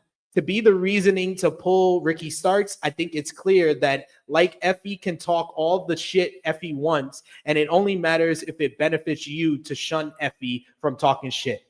I talk shit all the time. I'm fairly certain I am speaking vague here. When Ronda Rousey wanted to make a big comeback, a big return right in the week of her wrestling revolver match with Billy Starks, my TikTok started going viral about Ronda Rousey and about how at that time she since renounced it. At the time, she did not believe Sandy Hook happened.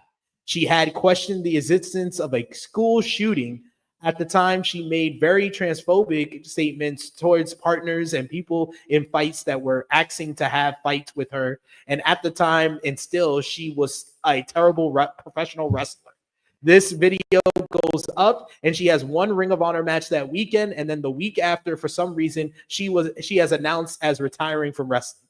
I'm not saying they had anything to do with each other, but if they did, this is probably a long time coming for Tony Khan to take it out on Effie for ruining one of his little things. Because I brought up facts. This is me being on the radar of a company that doesn't want to acknowledge my existence. He had a lot to say. And I mean, I said last week, Effie fucked around and found out he shouldn't have been talking shit, and he sounded salty and bitter. I don't see anything wrong with his response. I thought this response was poignant, and it was on the money, 100%. Yeah, his response, I mean, I kind of expected it. I didn't expect him to retract anything. And that's just who he is. I don't think there's nothing necessarily wrong with being that kind of person. I just think, you know, he has the right to feel like he was a scapegoat, because I did question it myself. Like the timing of it, I was just like, what he said was a week old, and then, you know, like the timing of it is weird, right? There's a lot of things that he did say, like, you know, it's fair. I just think within the first time, like when he did that podcasting, the whole thing, I was just like, the big criticism I have to that alone was just like, bro, why are you complaining about this? It was weird. Like the timing was weird.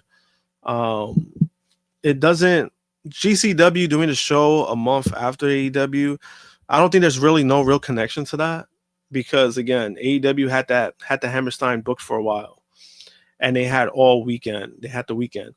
Now maybe the announcement was different because GCW made their announcement first, and then And then AEW did their announcement, but that was always planned. It wasn't like a whole like, oh, let's just do this to upstage GCW.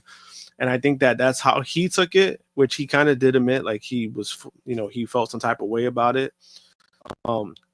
Which I think it's okay. You could feel upset, but at the same time, I just think their business, it doesn't really, I was like, bro, like it,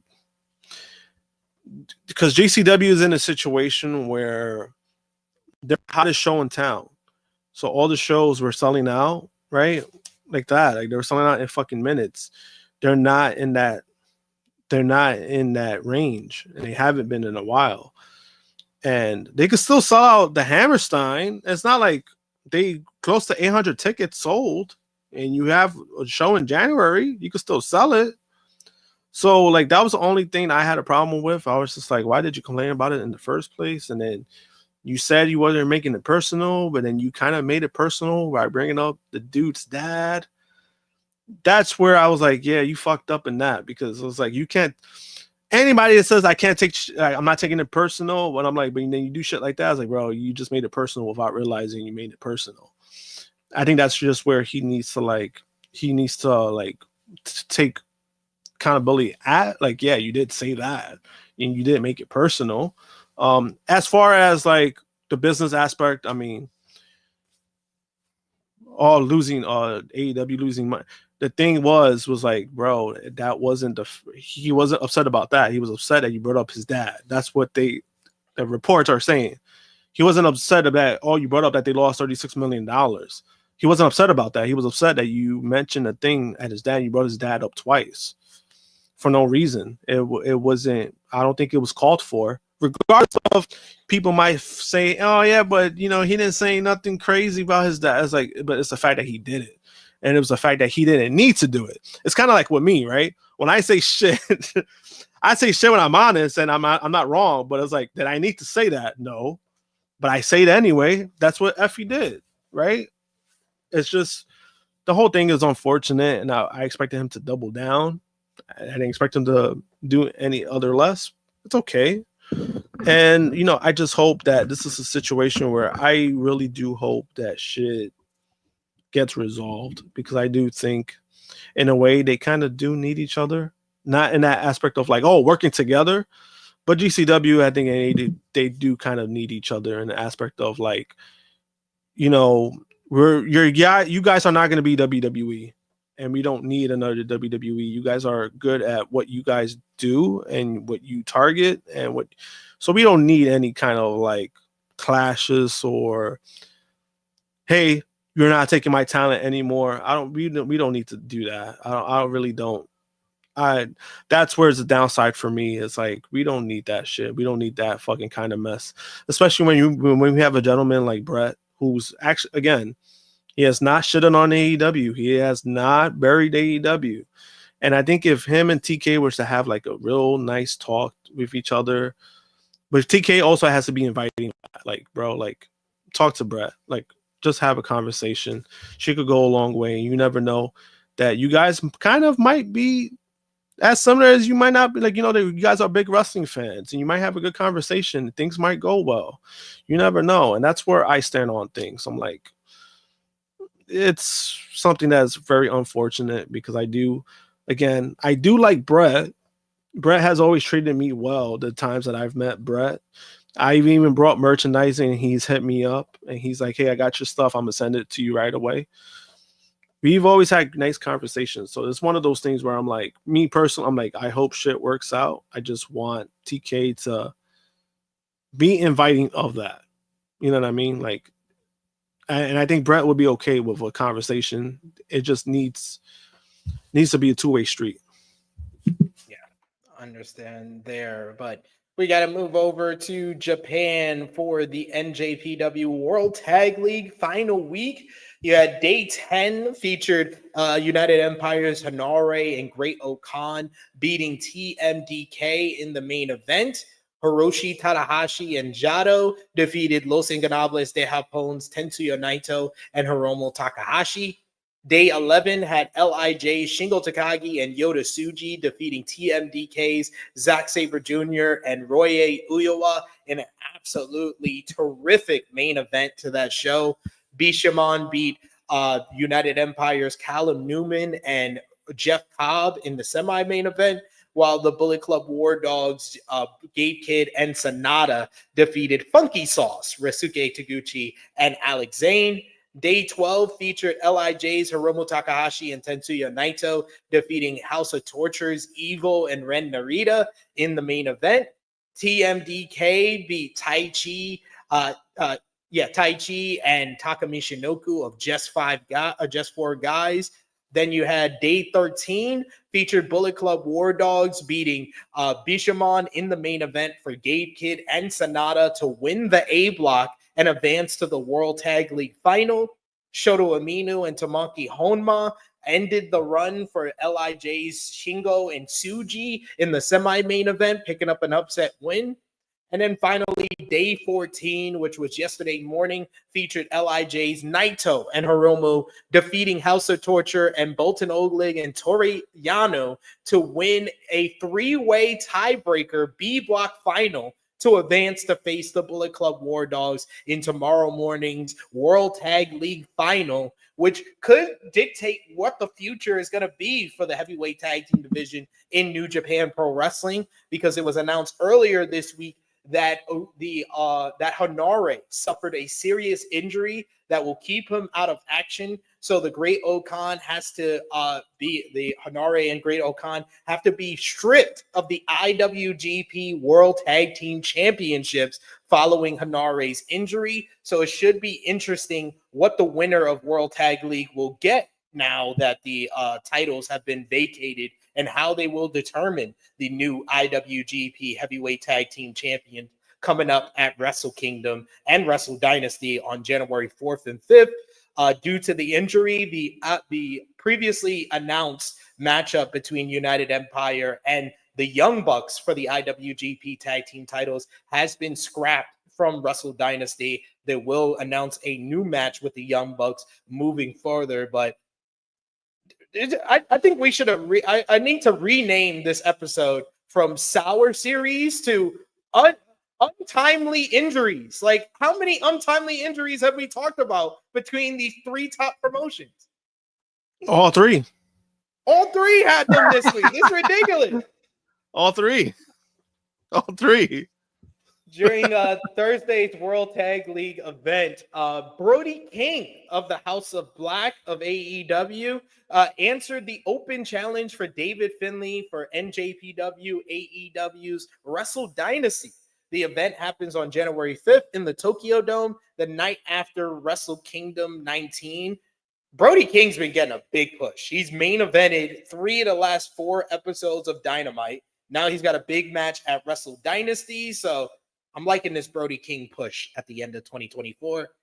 And then finally, what we missed this week, TNA Impact on Thursday. The show featured Frankie Kazarian in the Northern Armory defeating Jonathan Gresham, Eric Young, and Steve Macklin, as well as Mike Santana in a very fun 8-man tag main event. Kushida defeated Leon Slater, Ace Austin, JDC, and Trent Seven to become the number 1 contender to face Moose for the X Division Championship at Final Resolution. Tasha Steeles beat Jordan Grace thanks to a distraction from Alicia Edwards. Post-match, the heels attacked Grace until Masha Slamovich made the save. Masha will now defend the TNA Knockouts World Championship against Steeles at Final Resolution next Friday.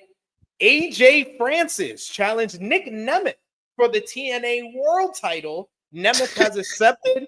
So that is our world title matchup for Final Resolution next Friday. And the Hardys defeated the System via disqualification to retain the TNA World Tag Team Championships. Post-match, the System drove the Hardys through a table at ringside.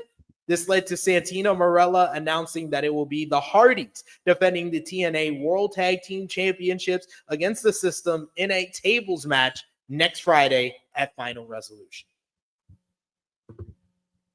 Nick Nemeth, AJ Francis. I was all for AJ Francis getting a shot at the TNA World Championship when I thought the world champion at the end of 2024 would be Joe Hendry, not Nick Nemeth. Nick Nemeth versus Top Dollar. Not what I want to see from a world title match for any company. But here we are. I mean, yeah. EC3 versus this dude again, I guess, versus Tyrus again. I remember that was a TNA world title match at one point. But we've made it to the favorite part of the show, best and worst of the week, match of the week. Let us know in the live chat or in the comments down below who you thought had the best week and who do you think had the worst week, and also your matches of the week. Josh, who had the best week this week? Who did have the best week? I'm trying to think.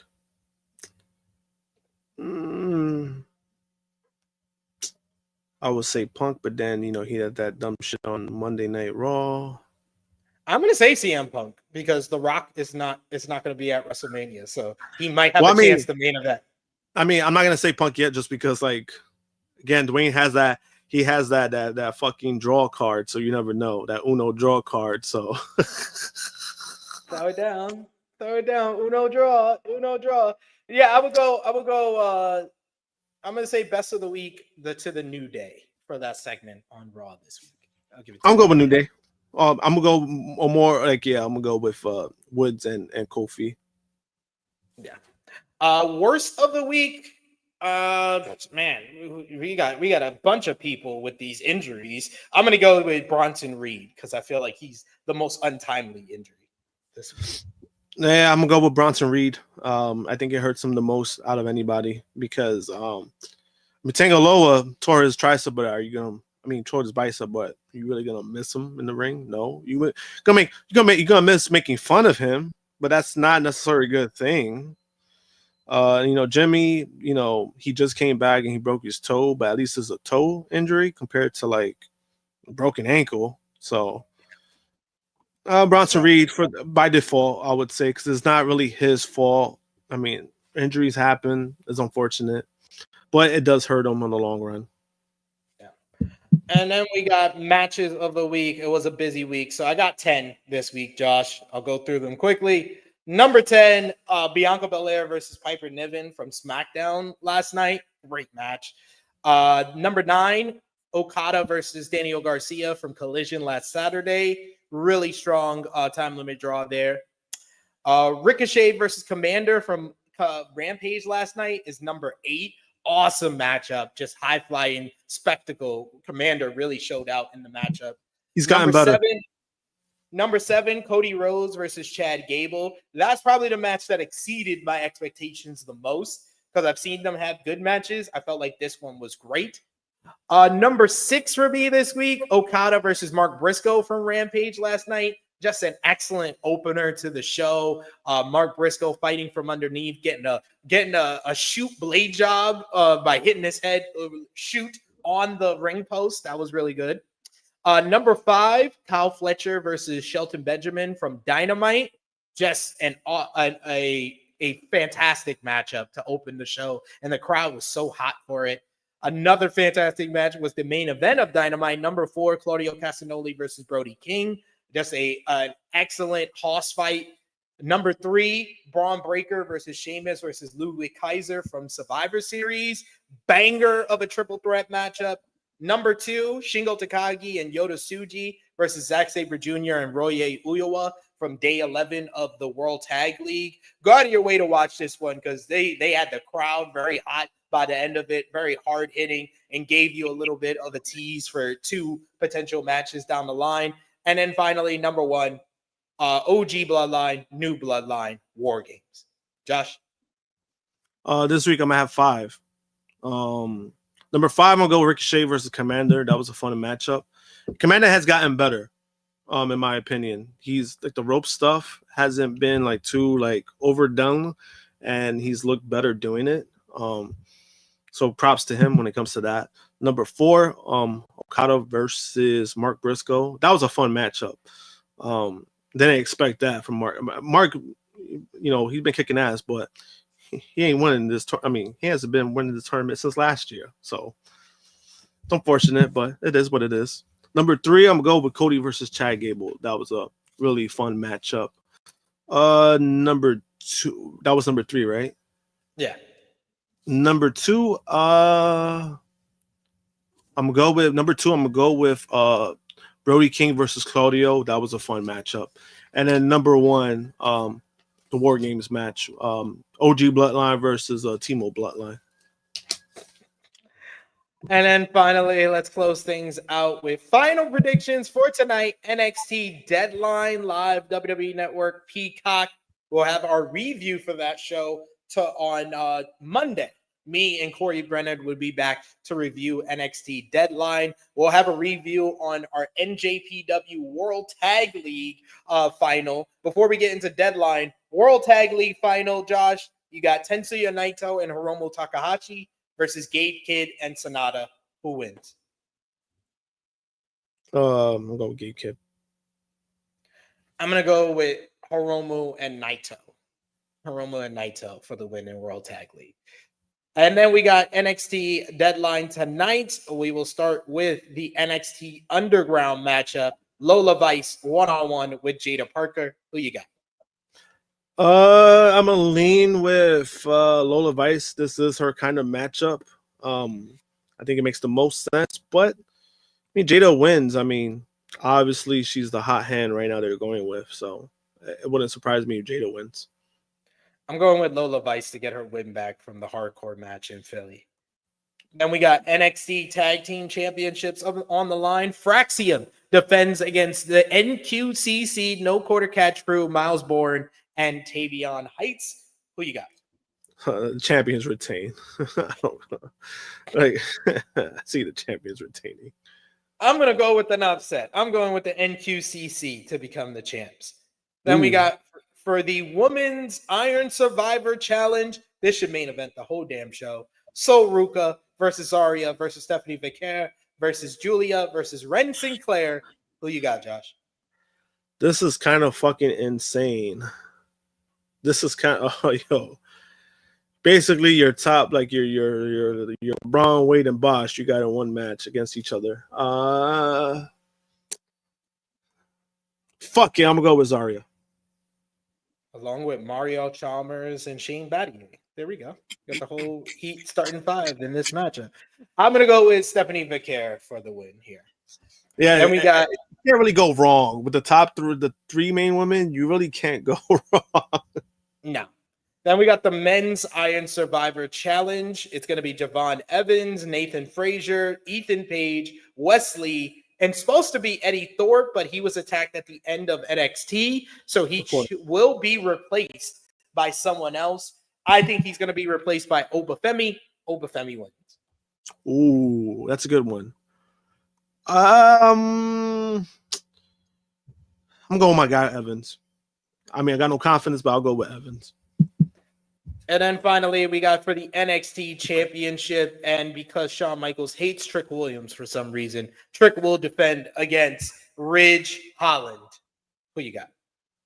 I got Trick Williams. I can't see myself in a universe where Ridge Holland is a world champion in any brand.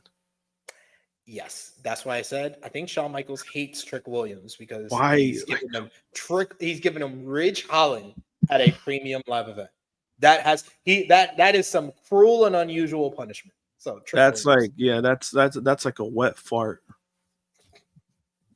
Like, why is that a match? That's why I do. I think the women's match the main event. Yeah, definitely. Women's are the men's Iron Survivor. Iron Survivor is what this show is all about anyway. But that brings us to a close on another edition of our flagship podcast. I want to thank everyone who joined us live. You guys have been awesome in the live chat today. Thank you for the super chat donations and any thoughts or comments that you shared with us today. And of course, got to thank the True Draw Josh for joining me today as always. Josh, the floor is yours. Let everybody know where they can follow you on social media when they will see you again. You can follow me on Jam Punk, Twitter, Instagram. JamPunk321, Twitter and Instagram. And I'll be back next Saturday for THH for the podcast. So it looks like I'll be on for the rest of the month. I don't think I got anything scheduled. January, I might have something scheduled. I'm not sure yet. But for the rest of the month, I'll be on. There you have it. You heard it here first. You can follow me on the Twitter machine at Tru Heel SP3. Follow the gang, Facebook, Twitter, Instagram, TikTok at Tru Heel Heat. Patreon.com/Tru Heel Heat. We just opened up polls for our Tru Heel Heat year-end awards. We'll be putting more polls up over at Patreon.com/Tru Heel Heat. We'll have a poll up later this week for our members of the channel, for Men's Wrestler of the Year, Women's Wrestler of the Year, Tag Team of the Year, as well as Tru Heel of the Year. So be on the lookout for that on our community tab. If you're a member, if you're not already, hit the join button and become a member today for $1 a month. I will be back with you live tomorrow for our NJPW World Tag League final review. Sanaa will be here. I believe Jay News will be here as well. Tomorrow morning is the World Tag League final, so check it out. Join us live tomorrow for the review. We got our NXT Deadline review on Monday. We'll have a Tru Heel Heat cutout on Monday as well, and then also a Rated Raw review on Tuesday. Wednesday, we got our Saturday night's main event preview with me and Maggie. Thursday, AE Ramble. Friday, we'll have another cut out for you to enjoy. Or no, I think we're going to have our NJPW Strong Style Evolved review. So another jam-packed week for us at Tru Heel Heat. So hit the subscribe button if you haven't already. Hit the bell to stay notified for more. I want to thank you all for joining us in the chat. Thank you all if you're watching us on demand. Remember to drop the thumbs up. Comment down below. Let us know what you thought about this week's podcast. And join us next week right here for the flagship, Saturdays at 11:05 a.m. Eastern Time. For the True Josh, for Miss Chrissy Love, we missed you. She will be back with us next week. It is me, your Tru Heel Phenom, SP3. This has been Tru Heel Heat 306 Sour Series. We are signing off until next time. Later, y'all.